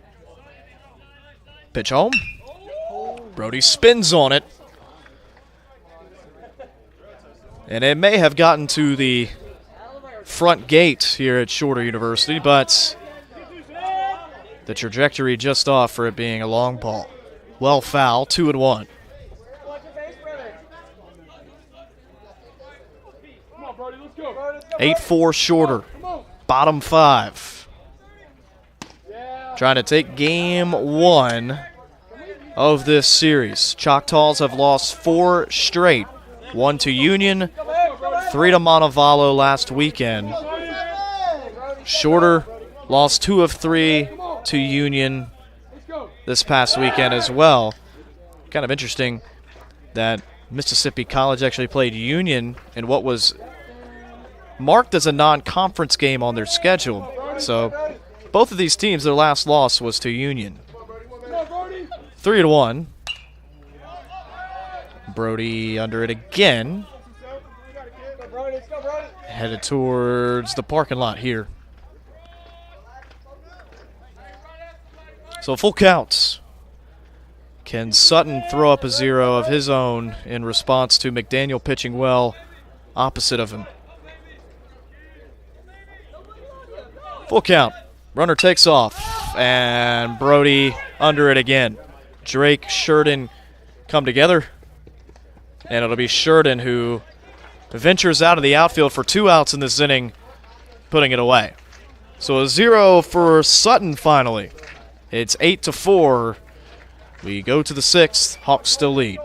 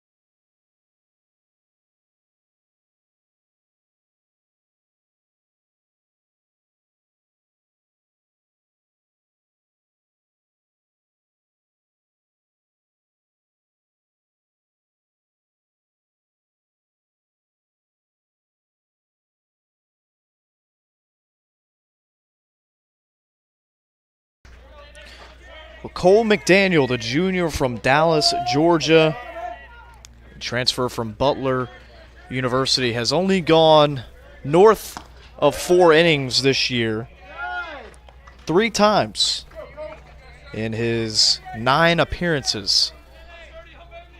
He's got 4 innings under his belt thus far. 0-1, now 0-2 to the shortstop Logan Sheridan, who did a lot of running last inning. Racked up the steps on the pedometer. Went well out into the outfield grass for 2 outs in that inning. And he'll add 90 feet to that pedometer to open up this top of the 6th. The base hit to right field, the 7th of the game for the Choctaws.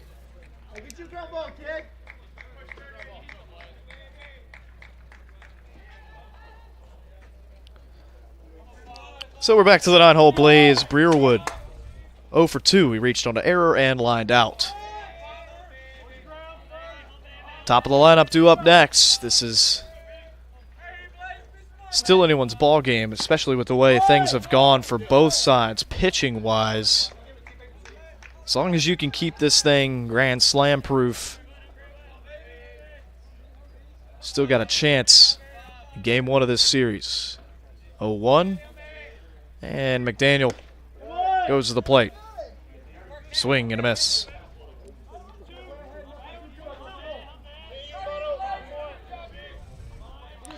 Both sides now on their 3rd pitcher of the series, and we just eclipsed the halfway mark of the first game of this series. 0-2 to count to Breerwood. If you were curious, the season high for McDaniel in innings pitch came against Christian Brothers on the first day of this month, March the 1st. He went 5 1/3, gave up 7 hits, 2 earned, 2 walks, and 2 punchies. And if he can go this inning and then record 1 out next inning, then he will have tied that mark. 0-2 to Breerwood. And on the hands, he fists it off. And the Choctaws will send somebody down the right field line to retrieve that.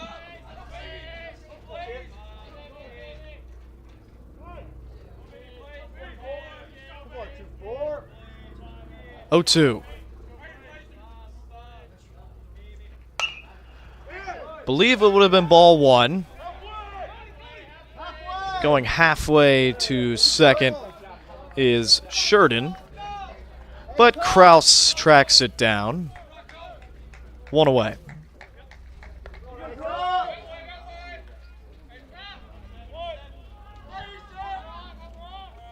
So after it was a busy first 3 innings of this game, the scorebook looks a little cleaner as we head towards the back half of this one.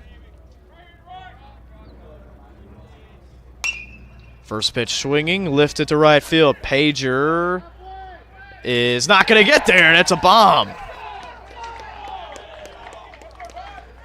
Bryce LaRocca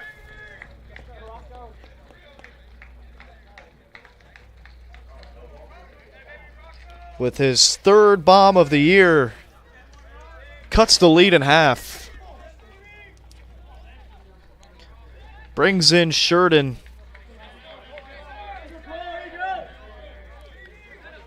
That's the first long ball of the series for the Choctaws.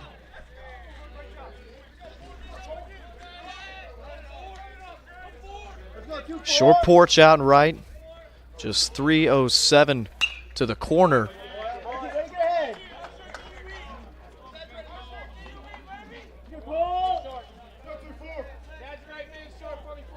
Drake fouls off the first one. 0-1. And then leaves the second one outside. 1-1. By the way, it's Carson Turner, a right-hander in the pen. Could see him as early as next inning. Ooh, this one right back to the mound. And how about McDaniel? I believe he got leather on that. I don't think they got any other piece of McDaniel. That was a hot shot and tough break for Cole Drake.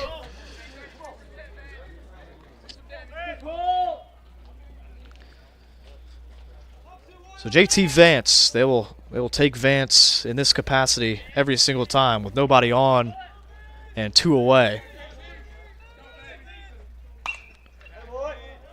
McDaniel continues to fill it up. Grabs the throwback from the catcher with his bare hand. 0-1. Oh, that one's turned around, and I don't think that one has any shot of staying here. Over top of the trees and onto the facility in center field. Vance, the reigning region player of the week, connects on that one. That's his 11th bomb of the year.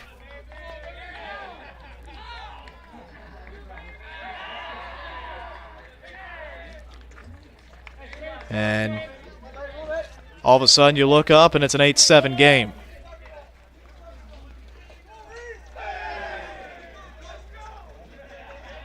Vance just got a fastball that he's been looking for through his first 4 times at the plate, and he finally turned one around.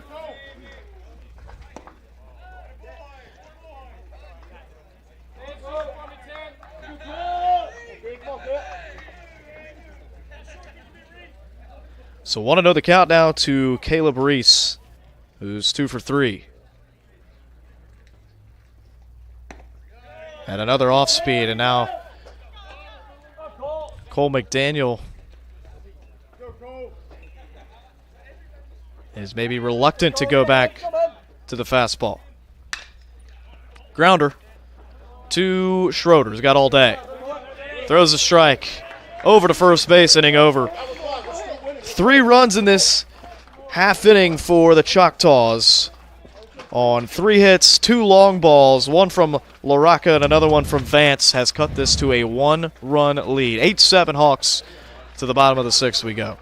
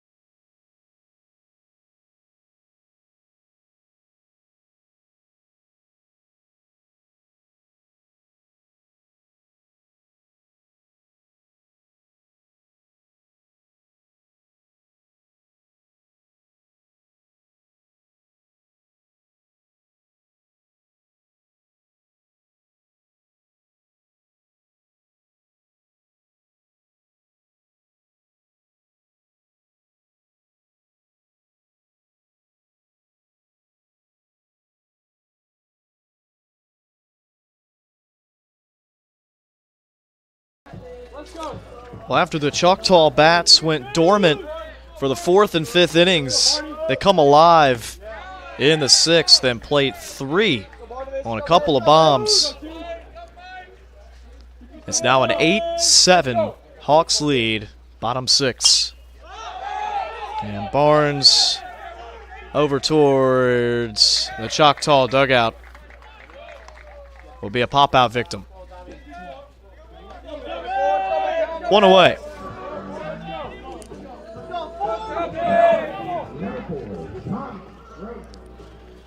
So here is Schroeder. Schroeder walked for the 2nd time, his last time up, and was left stranded at third base.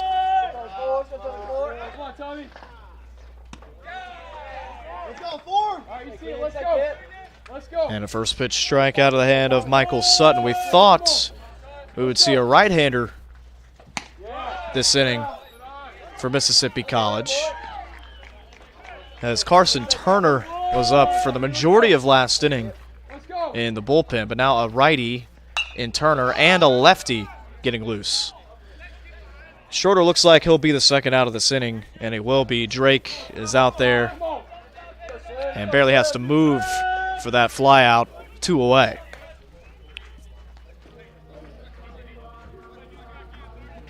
Now batting number 21, Logan Sutton.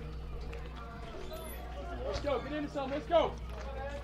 So Stockton trying to extend Let's go. this bottom of the 6th. Let's go, Scott. Get into some. Let's go. Let's go. 8-7 Hawks lead at home. Let's go. Let's go. 2 more coming tomorrow, a 9 and a 7 between the Hawks and the Choctaws. Come on. First game at noon. Grounder, third baseman Cooper, and Sutton has the first 1-2-3 inning of the afternoon for Mississippi College. He sets down Barnes, Schroeder, and Stockton in order, and this all of a sudden becomes a 9-out game. Just 1 run separating these two. 8-7, Hawks out in front. To the top of the 7th we go.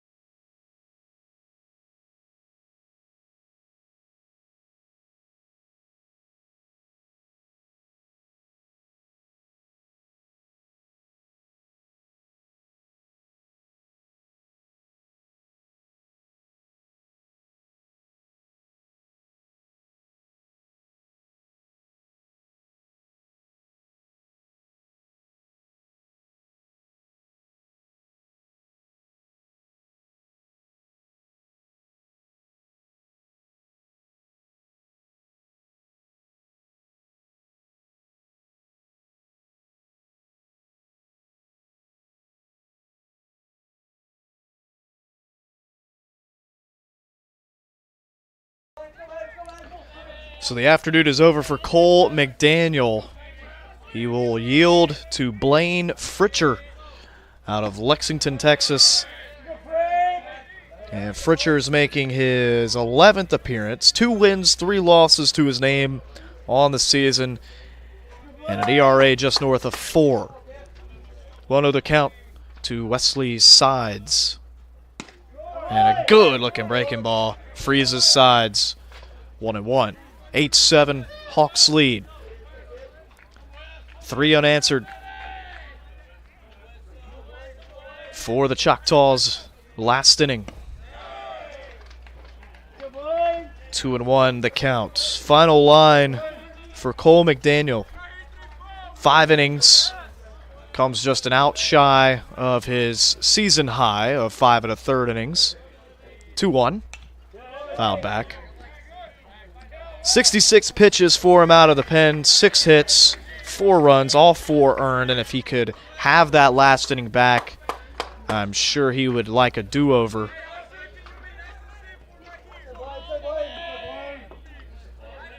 But now it's up to Fritchard and the back end of this pen to give Shorter a Game 1 victory.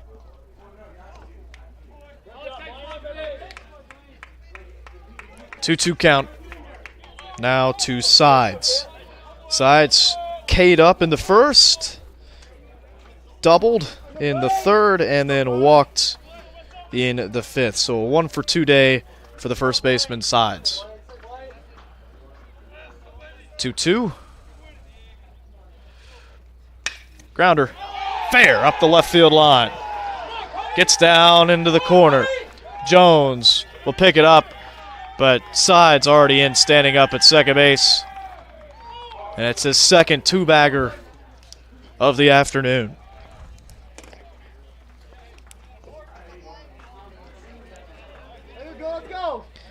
And so with nobody out, Fritcher has the tying run behind him. And Corey Cooper digging in. Well, Cooper, Kirsch, Sheridan all have hits in this one.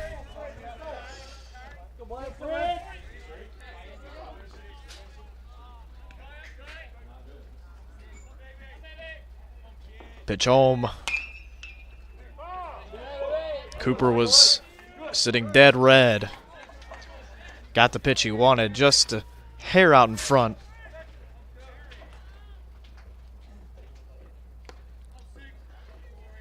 And with Barnes playing maybe a step back of the bag, I don't know that he would have gotten there. If he's deeper, he may have gotten leather on that. Should it have been fair. 0-1. Good secondary at second base by Sides. Looks like he has Fritcher timed up. But as a tying run, don't want to make that first out at third base. But nonetheless, if you could get a good secondary, a ball put in play that is a single that maybe wouldn't have scored you without the good secondary, could then score you with one. 0-2. Cooper leaves it out. Cooper singled in the second, singled in the third, and then rolled into a 3-6 double play. So he's gone to that right side of the infield a good bit. 1-2. Fritcher with an inside move. Does not have to throw it. So he holds on to it, puts it in his back pocket.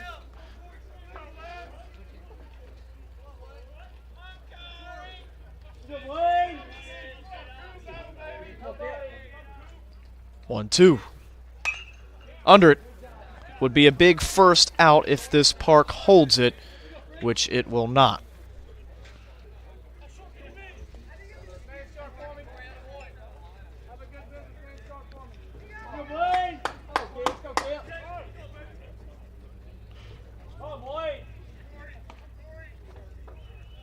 Ball and 2 strikes. This one will be on the diamond. It's Leon, backpedaling and managing to haul in out number 1. It did not look easy. The sky has cleared up a bit. Now, mostly cloudy with some patches of blue mixed in. Certainly easier to catch the baseball against a blue sky as opposed to a gray sky. But the wind at that altitude can do some funny things.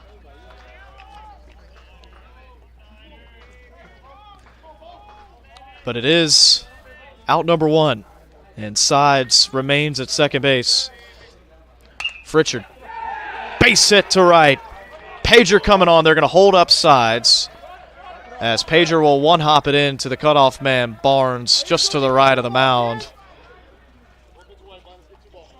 And Kirsch has his second hit. The bottom of this lineup has done its thing.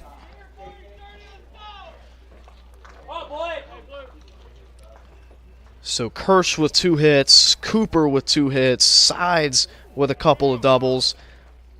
The guy at the plate here now, Sheridan, with a base hit his last time up.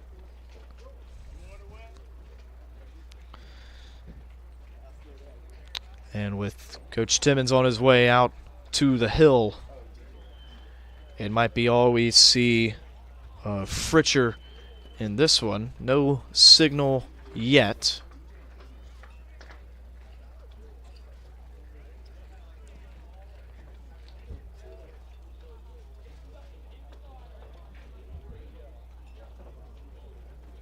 Seven runs on 10 hits.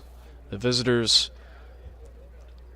from Mississippi have hit well in this one, double digits in that column. The errors have hurt them. The walks early on put them in the hole, of which they're still climbing out of. Now the tying run 90 feet away from scoring. The go-ahead run stands on first base after Bo Kirsch's single. So here's Sheridan.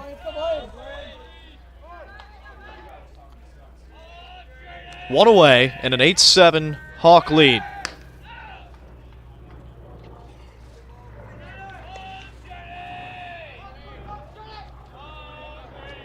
Sheridan has singled, as we mentioned. He has walked and grounded out. So 1 for 2 day for Sheridan at the plate. He bunts. He gets metal on it, but it's popped up and against the protective netting behind home plate.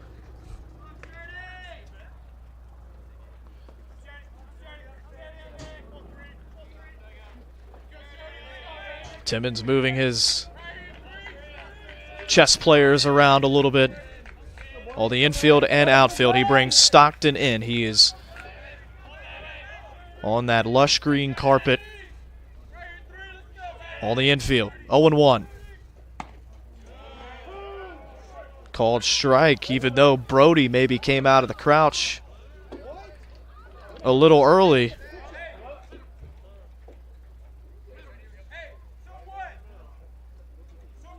And I think that was maybe that was a design pitch out for the Hawks that Fritcher just left over the corner. 0-2 now to Sheridan. Down and away. Let's go, Blaine! Blaine! Let's go. Come on. Really good.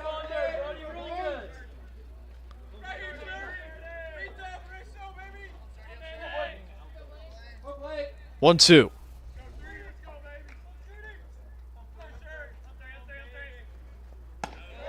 Up and away.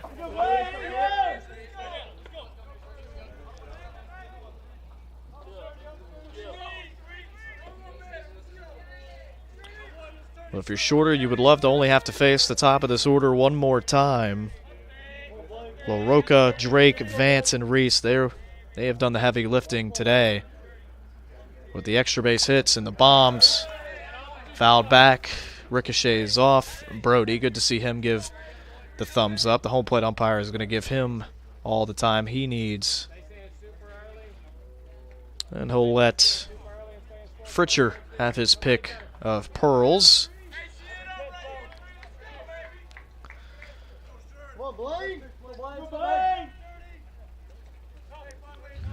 And if this is what the rest of this series will be like, we are in for a treat. 2 more games tomorrow. Both sides going to need to find some pitching, though, I tell you that much. 2-2, 1 away. Downstairs. Sheridan watches it all the way into the Mizuno mitt behind the plate.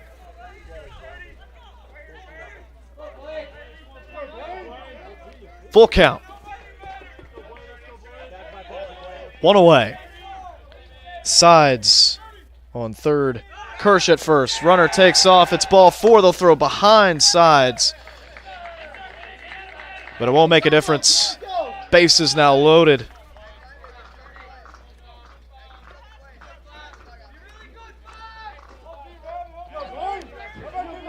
They've reached the 9-hole blaze, Breerwood, for the 4th time. He's hitless, 0 for 3. But after facing a lefty for the majority of this game, he now gets a look at Fritcher. And a called strike 1.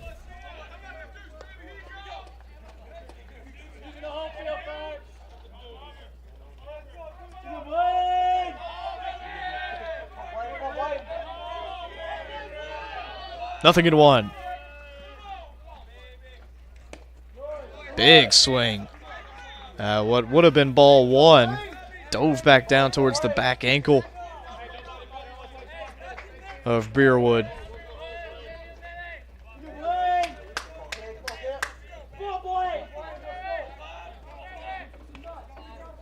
Wide stance on Breerwood.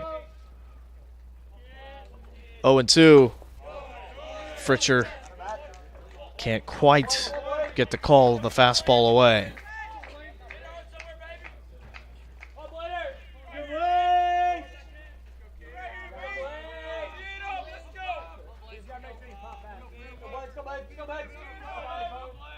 Blaine versus Blaze here, 1-2.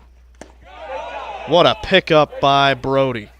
Turned himself into a first baseman, getting a throw from the left side of the diamond there. Picked it up and had his head on the swivel looking to see if maybe Sides had taken an extra step on his secondary. 2-2. And that hits him. Oh, and they're going to keep him at the plate. And actually, they're going to say that's strike 3 because it was a 2-2 count. They say he leaned into that, and it would have been a strike, so 2 away. And so it'll wind up being a punch out for Fritcher. Still an 8-7 shorter lead, and they start counting outs after this inning.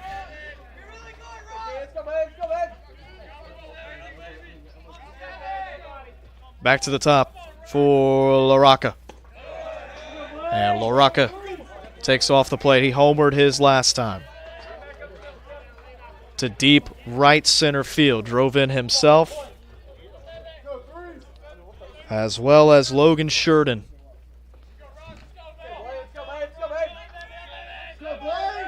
He cut the lead to 2 before Vance cut it to 1 with his solo shot.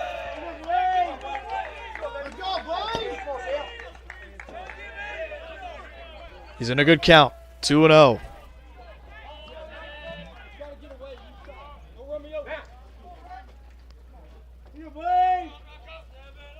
Runners will be moving on contact. So something down should at least score 2. 2-0. Grounder. Coming in on it. Stockton takes his time, collects his feet, and yes, he keeps his foot on the bag at first base.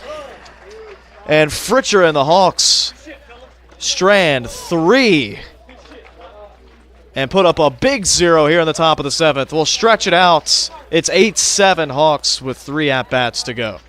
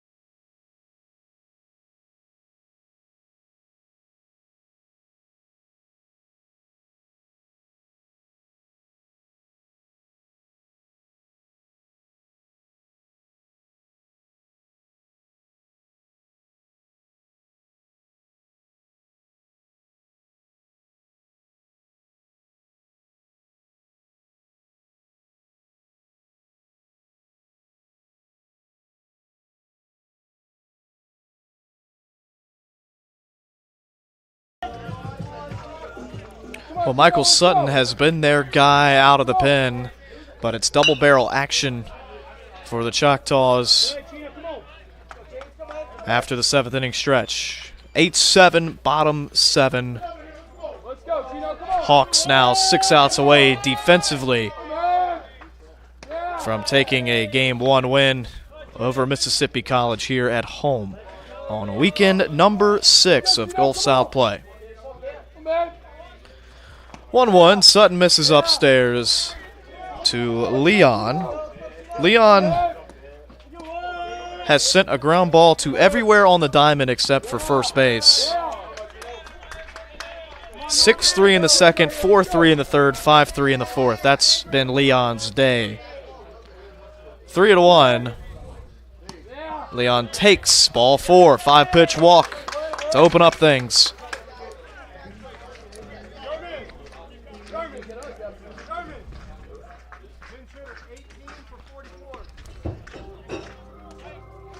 So we'll get a pinch hitter here, as Cole Taylor will hit for Gavin Malines in the DH spot.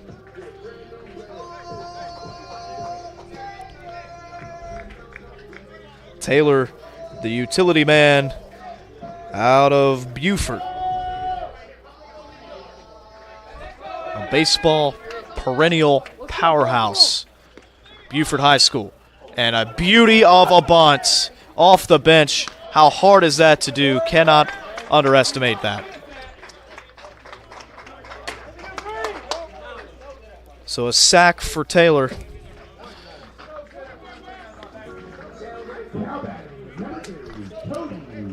Gets Leon into scoring position in the part of a game where insurance runs are so very valuable.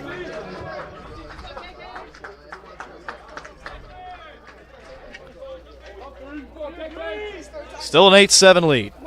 9-hole Cody Kraus. Couple hits on the day for him. Takes ball 1. So they keep the lefty in to face the lefty Kraus.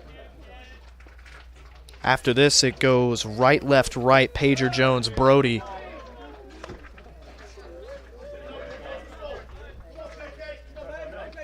Sutton hang up towards 40 pitches. There's a strike to Kraus. 2-1. Let's go. Let's go. Come on. 2 balls, 1 strike. Kraus takes a big swing at it. But the black wand of Kraus doesn't quite get around in time. 2-2.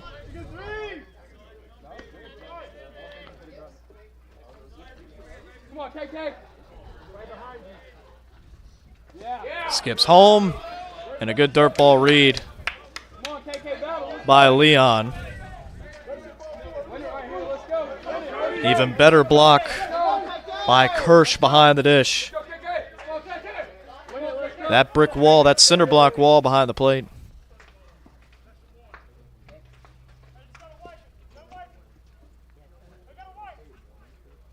As time is called because Sutton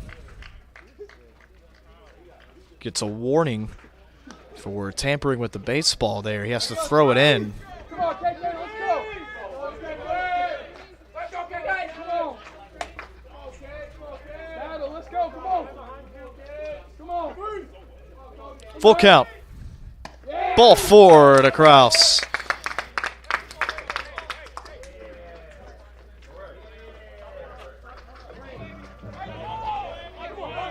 Second walk of the outing, the second of the inning for Sutton, and maybe, just maybe, he's getting a little fatigued. But he's done a great job of quelling these bats over these last few innings. And you got to think that Kobe Jones is going to be his last guy, if he even gets to Kobe Jones. Pager is working on an offer. That could change right here. Smack left center field. Drake LaRocca not going to get there, and it's out of here. Pager will touch them all.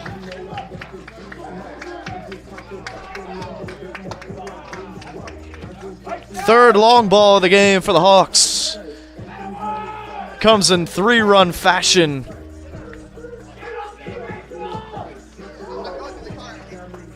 And it's now 11-7. They get those 3 given up in the top of the 6th back here in the bottom of the 7th.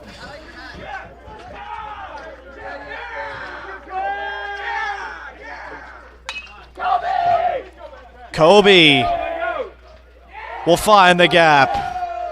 And Jones with another extra base hit, his second of the day. And Shorter is getting to Michael Sutton here in the 7th.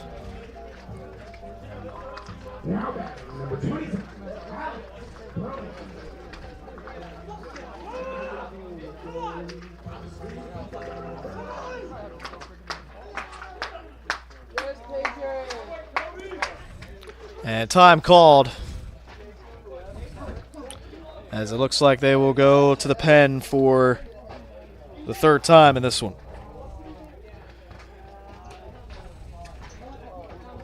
And for Pager, it's his 3rd bomb, and RBIs 31, 32, and 33 have put the Hawks up 11-7.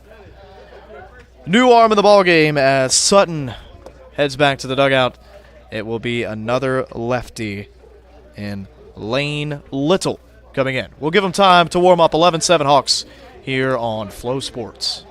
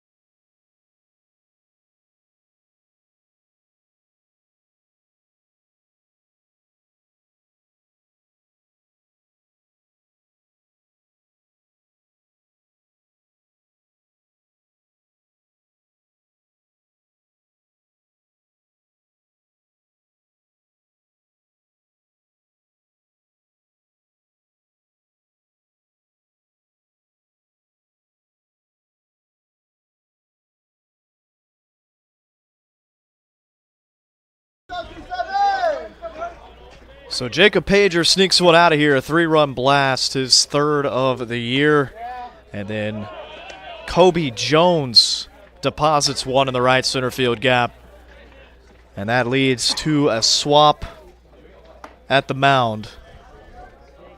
Lane Little in relief of Michael Sutton. 0-1. Brody expands. 0-2.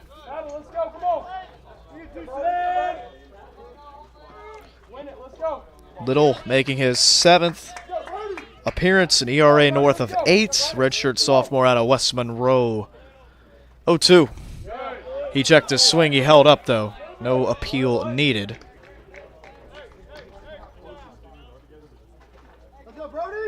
Pitched against Union a few days ago. 2 innings, 2 hits, 2 runs, both earned. Did record 3 punch-outs. 1-2 to the catcher, Alex Brody. A long stare back at second. Now Little comes to the plate, a delayed steal, and in there with a stolen bag is Kobe Jones. Just the third stolen bag of the year for Jones. The infield will move in tight now, trying to stay within a grand slam of the Hawks. Meanwhile, the Hawks trying to be grand slam proof the rest of the way. 11-7 our score. Hawks have been out-hit. On the infield, dirt. Backpedaling is Breerwood, and there's a big out number 2 for Lane Little. Final line for Sutton out of the pen. Much like McDaniel, if you just could take away his last inning, it would be a quality outing. But 3 innings, 3 hits, 3 runs, all 3 earned, 2 walks, no punch-outs. Shorter has yet to strike out in this game.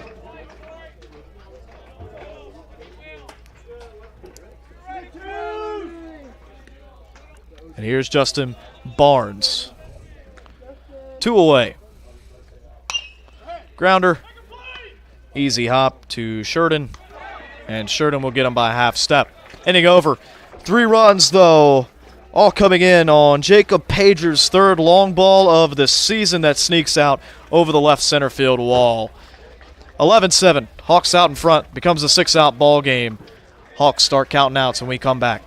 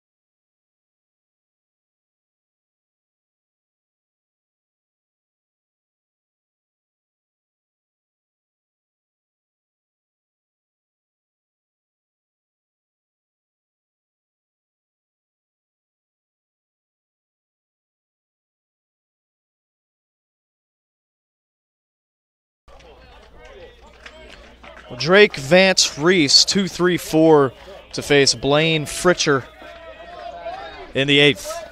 11-7. Hawks with 3 very important insurance runs in the bottom of the 7th thanks to Jacob Pager's 3-run shot, which was the 3rd long ball of the game for Shorter. Choctaws have 2 to their name, but still trailing this one. They have out-hit the Hawks 10-9 as it stands right now.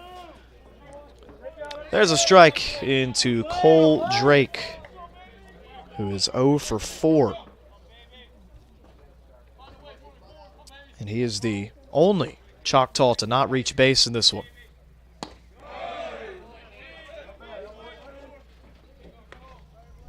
Fritcher with a good off-speed in the 0-2 count. Good waist pitch. Now it's time to go in there and get him.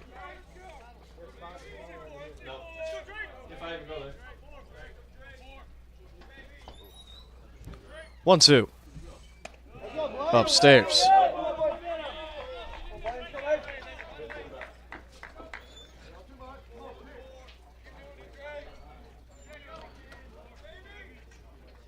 2 balls, 2 strikes.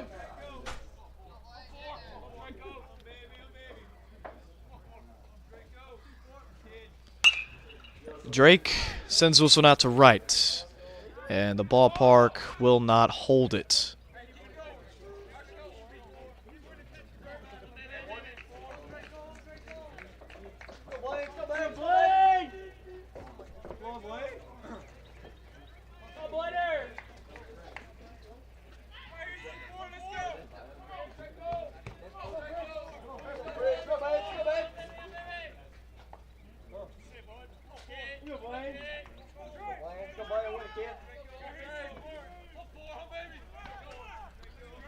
Two.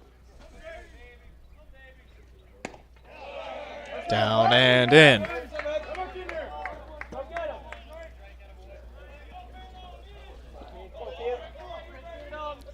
We've seen this top of the lineup 5 times in this game. 3-2. Got him under it again. Fritcher points it out to Barnes, and Barnes straddling the first baseline will make the play. And now Shorter with 5 outs to get.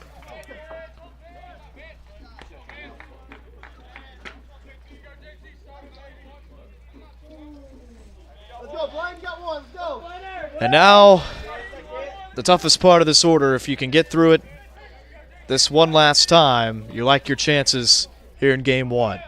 Vance, Reese, and Sides, 3-4-5, with 1 away here in the 8th. And it looks like Pager's going to have an opportunity to get him out on 1 pitch, and he does. Catches it just to the left of his face, and 2 away.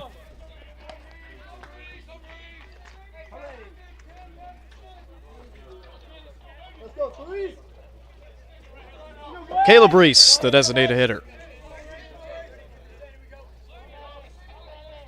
Doubled, singled in his first 2 at-bats, and then since he has struck out and grounded out.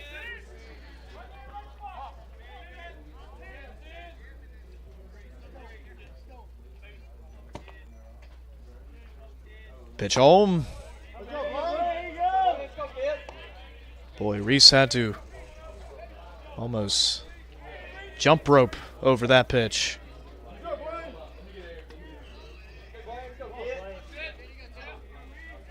One and 0. Now 2-0.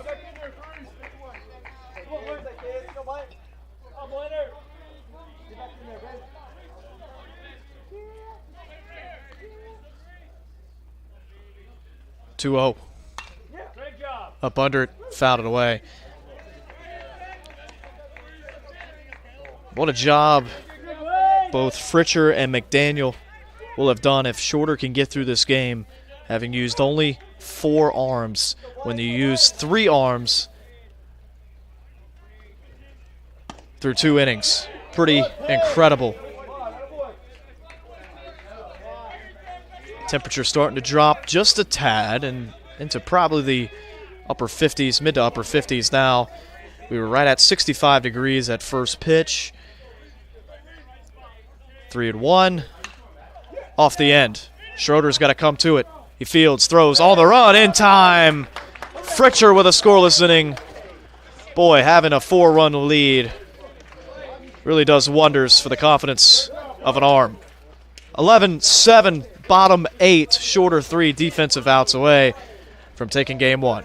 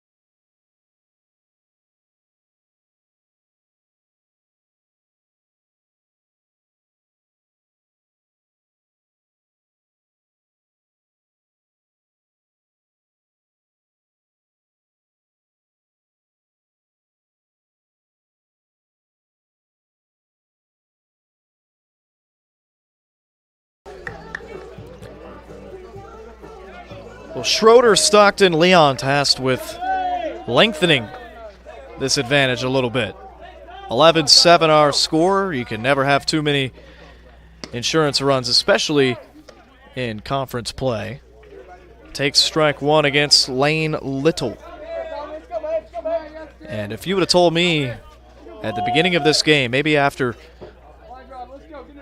that second inning, that both the Choctaws and the Hawks would maybe use the same amount of pitchers in this game, I'd have told you were crazy. But Huggins, Collette, Sutton, and Little have been the four arms used by Mississippi College in this one. And on the other side, McGinnis threw an inning. Maynard didn't record an out. And then, since then, McDaniel and Fritcher have combined for 7 innings. Of course, McDaniel going 5. Schroeder spins on that one. Fouls it off towards the shorter bullpen. 1-2.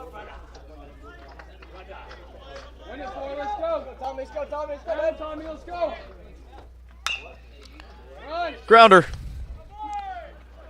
And he has been smooth all day, has Sheridan. 1 away.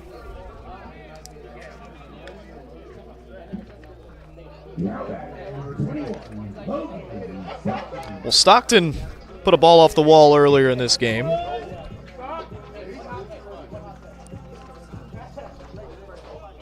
Doubled in a couple back in the 4th. 1 away. Bottom 8. Stockton spins again, and it'll take one hop and carry him off the left center field wall.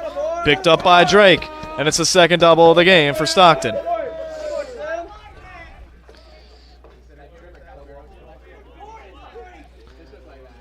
And Shorter now with double-digit base hits.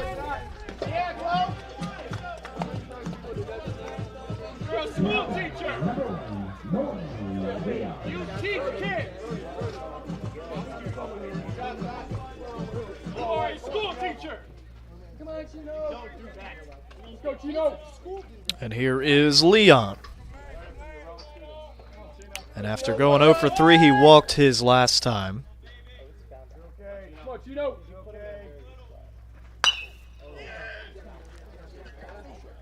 And that one will not stay fair.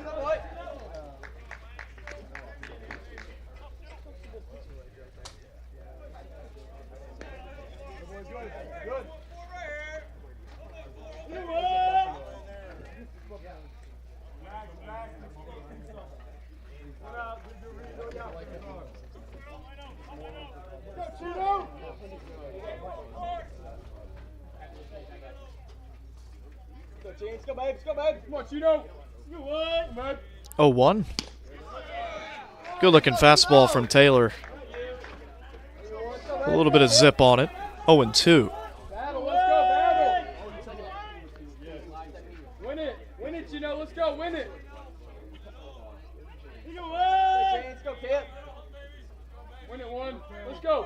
0-2. And Leon will K up.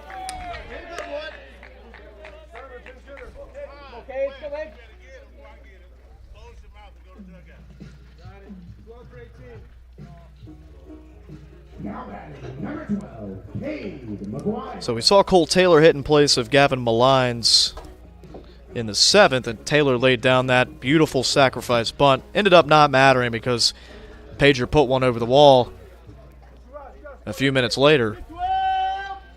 So Taylor, his day is done. And now it's Cade McGuire, the junior out of Irvine, California.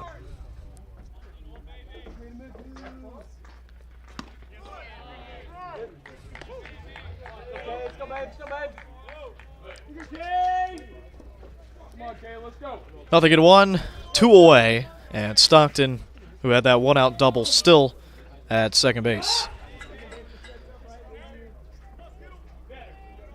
0-1, and a move to second.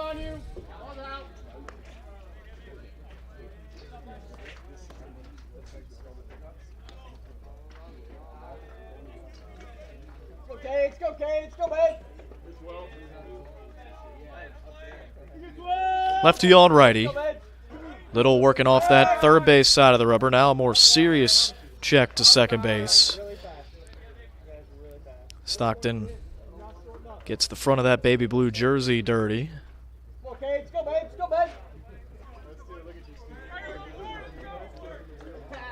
0-1 to McGuire.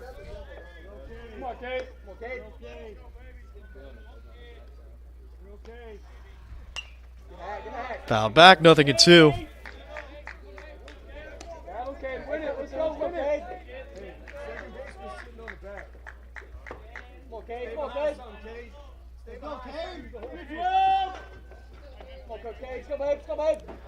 Oh, 2 away. Choctaws trying to get us to the 9th.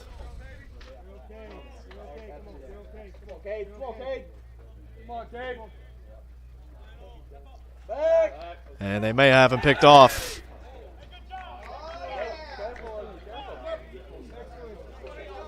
But Stockton slides a hand in. You don't want to make the last out there. You want to at least give McGuire a chance here to make this a 12-7 game. You can pitch a little easier in the 9th with a 5-run lead, knowing that a grand slam doesn't hurt you.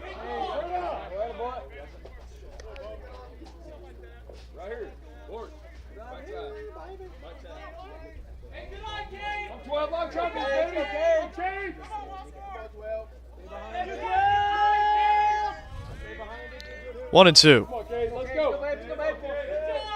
Battle, let's go. And another look at Stockton.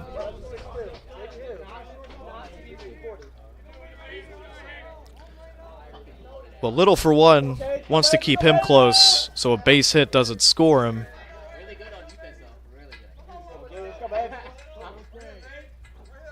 Especially something that maybe would sneak through the diamond.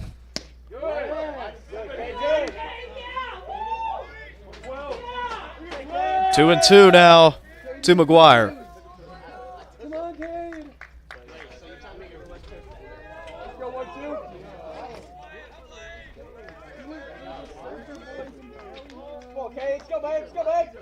Cade. 2-2 and a spin move. Stockton back in, standing up.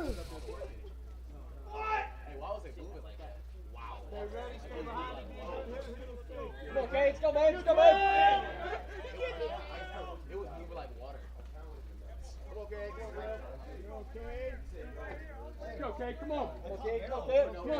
2-2. Swing and a miss, got him. So Little will throw up an important 0 as we head to the 9th, and we'll keep Mississippi College within 4. 11-7, shorter with 3 outs to get to take game 1 here on this Friday afternoon.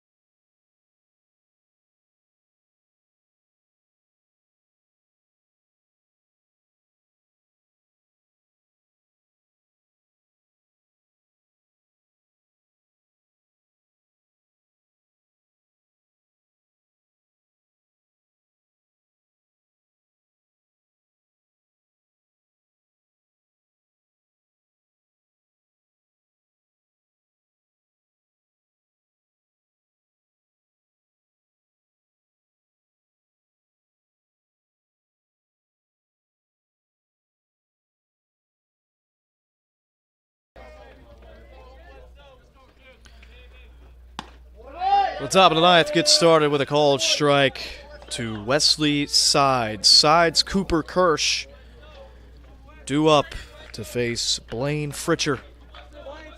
11-7, Hawks lead with 3 outs to get. This one lifted to deep center, and Kraus is to the wall. He leaps up, and he brings it back.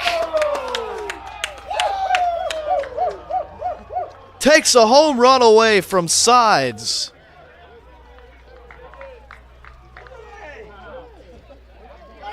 Kraus times it perfectly. Catches it at the apex of his jump. 1 away. And Fritcher with a smile and a tip of the cap to his veteran center fielder.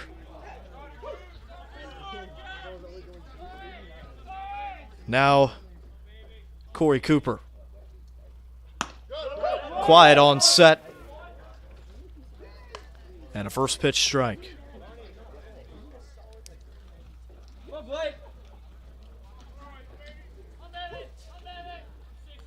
0-1. Oof, off speed. Did it get him? Must have. He'll hand the bat off to Bo Kirsch.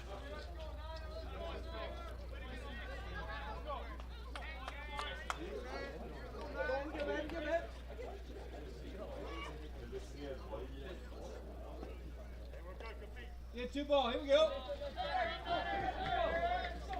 Hey, ground ball. Kirsch with 1 away. And his teammate Cooper down at first. Takes the ball upstairs.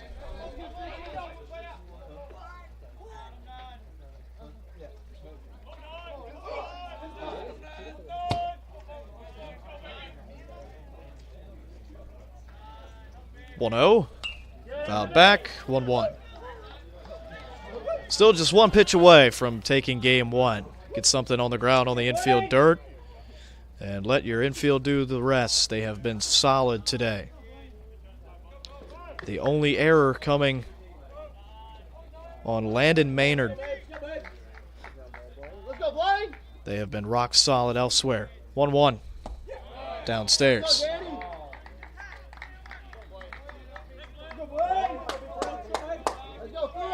Can McDaniel and Fritcher combine to throw the last 8 innings of this one after the starter, McGinnis, and the first man out of the pen, Maynard, only record 3 outs. 2-1. Fouled back.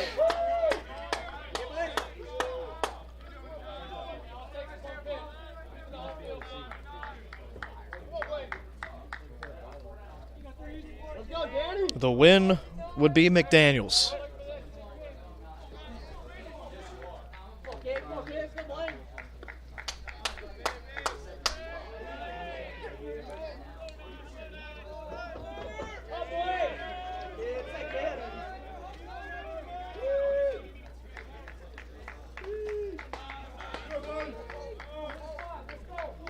Shorter harnessed the lead in the second and have not looked back.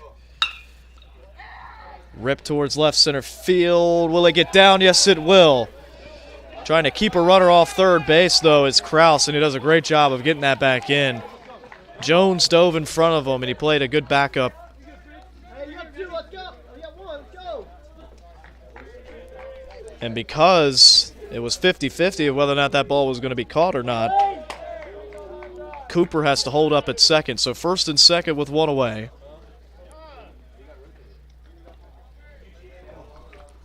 And Fritcher will not be able to finish it. Timmons will go to the bullpen, hopefully, one final time. So Fritcher gets a tap on the rear end. He'll come out. And it's going to be Matt Navarro, the redshirt freshman out of Pius, coming in to finish this one. He's got 2 outs to get when we come back.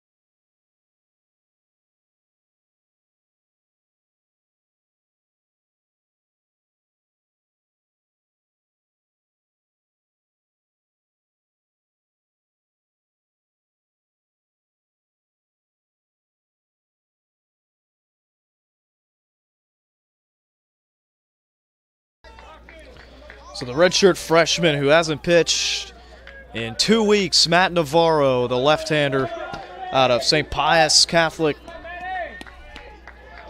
will get a strike one over.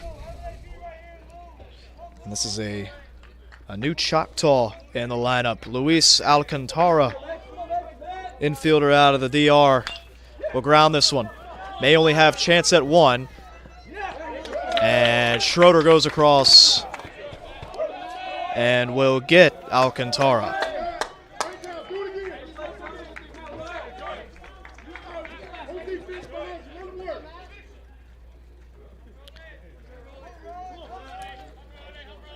And so now the Choctaws down to their final out. 2 away, top 9, 11-7 ball game. Runners at second and third. The infield will indeed stay back. Those 2 runners mean nothing, and we will have another pinch hitter in the 9-hole. Jordan Rawlings. And Rollins will take a strike one.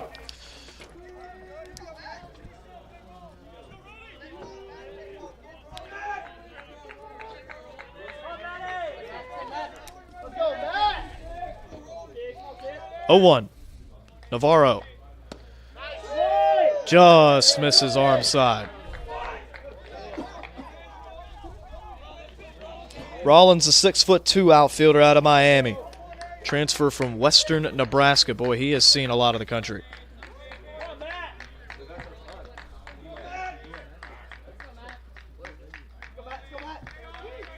One. Swing and a miss. 1-2.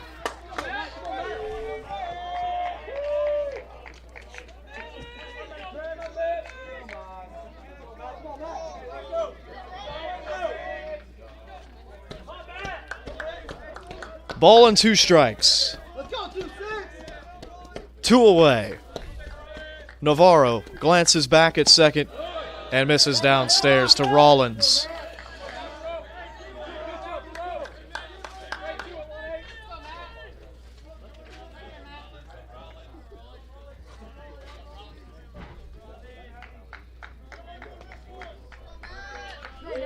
Twos across the board. And Navarro will step off the back.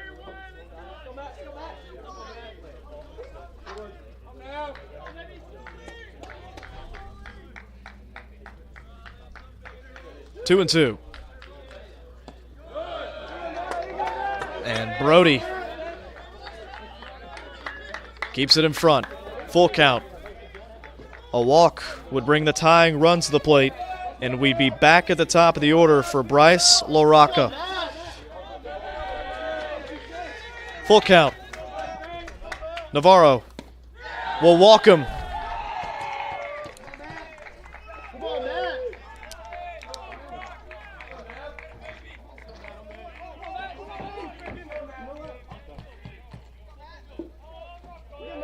You got 2 right here. Let's go, kid. Come on, Matt.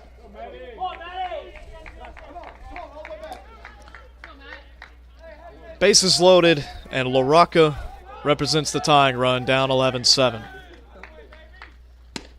Big swing at a first pitch fastball. He tried to tie it up. 0-1.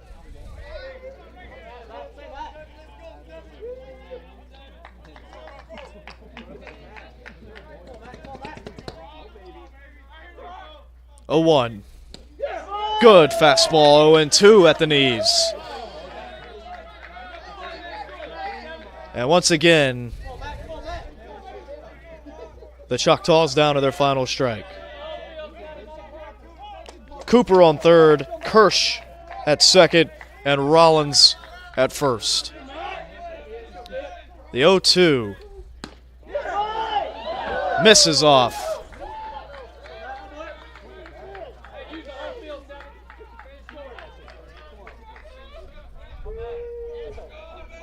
And the wind, which has been a non-factor, picks up ever so slightly here.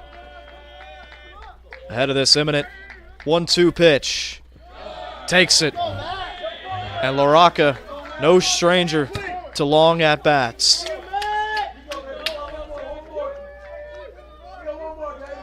He's the leadoff man for a reason. He knows how to take pitches. He knows how to extend at-bats.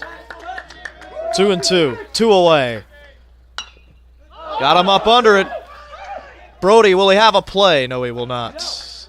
Just over the grandstand up the first baseline to the right of the away dugout. So we'll do it again.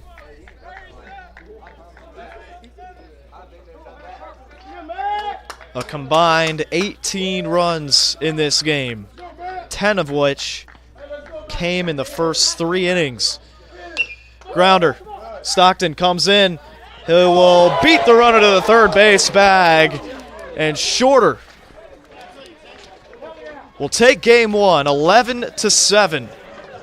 7 runs on 11 hits and 3 errors for the visitors from Mississippi College. 11 runs on 10 hits and 1 error for Shorter. The win will belong to Cole McDaniel in his 5 innings out of the pen. And Navarro comes on to slam the door and strands 3 in the process. They bring the tying run to the plate in that top of the 9th. But LaRocca comes up short. Shorter hits 3 long balls in this game, one of which coming from Jacob Pager. He was really the difference maker in that last at-bat. You talk about going 0 for 4 to start the game, and then a 3-run bomb pretty much cements this one. The other home runs belong to Kobe Jones, a solo shot in the 4th, and then Brody's 2-run blast back in the 1st, along with a 2-run double the inning after. That's pretty much all the offense for Shorter. That's all you should need when you score 11 runs in a ball game. Well, game 1's done. It goes to Shorter. Games 2 and 3 coming your way tomorrow at noon and 2 or thereabouts. 11-7 our final here. Gavin Booker signing off here on Flow Sports. I'll be back with you for both games of the doubleheader tomorrow. Good night, everybody.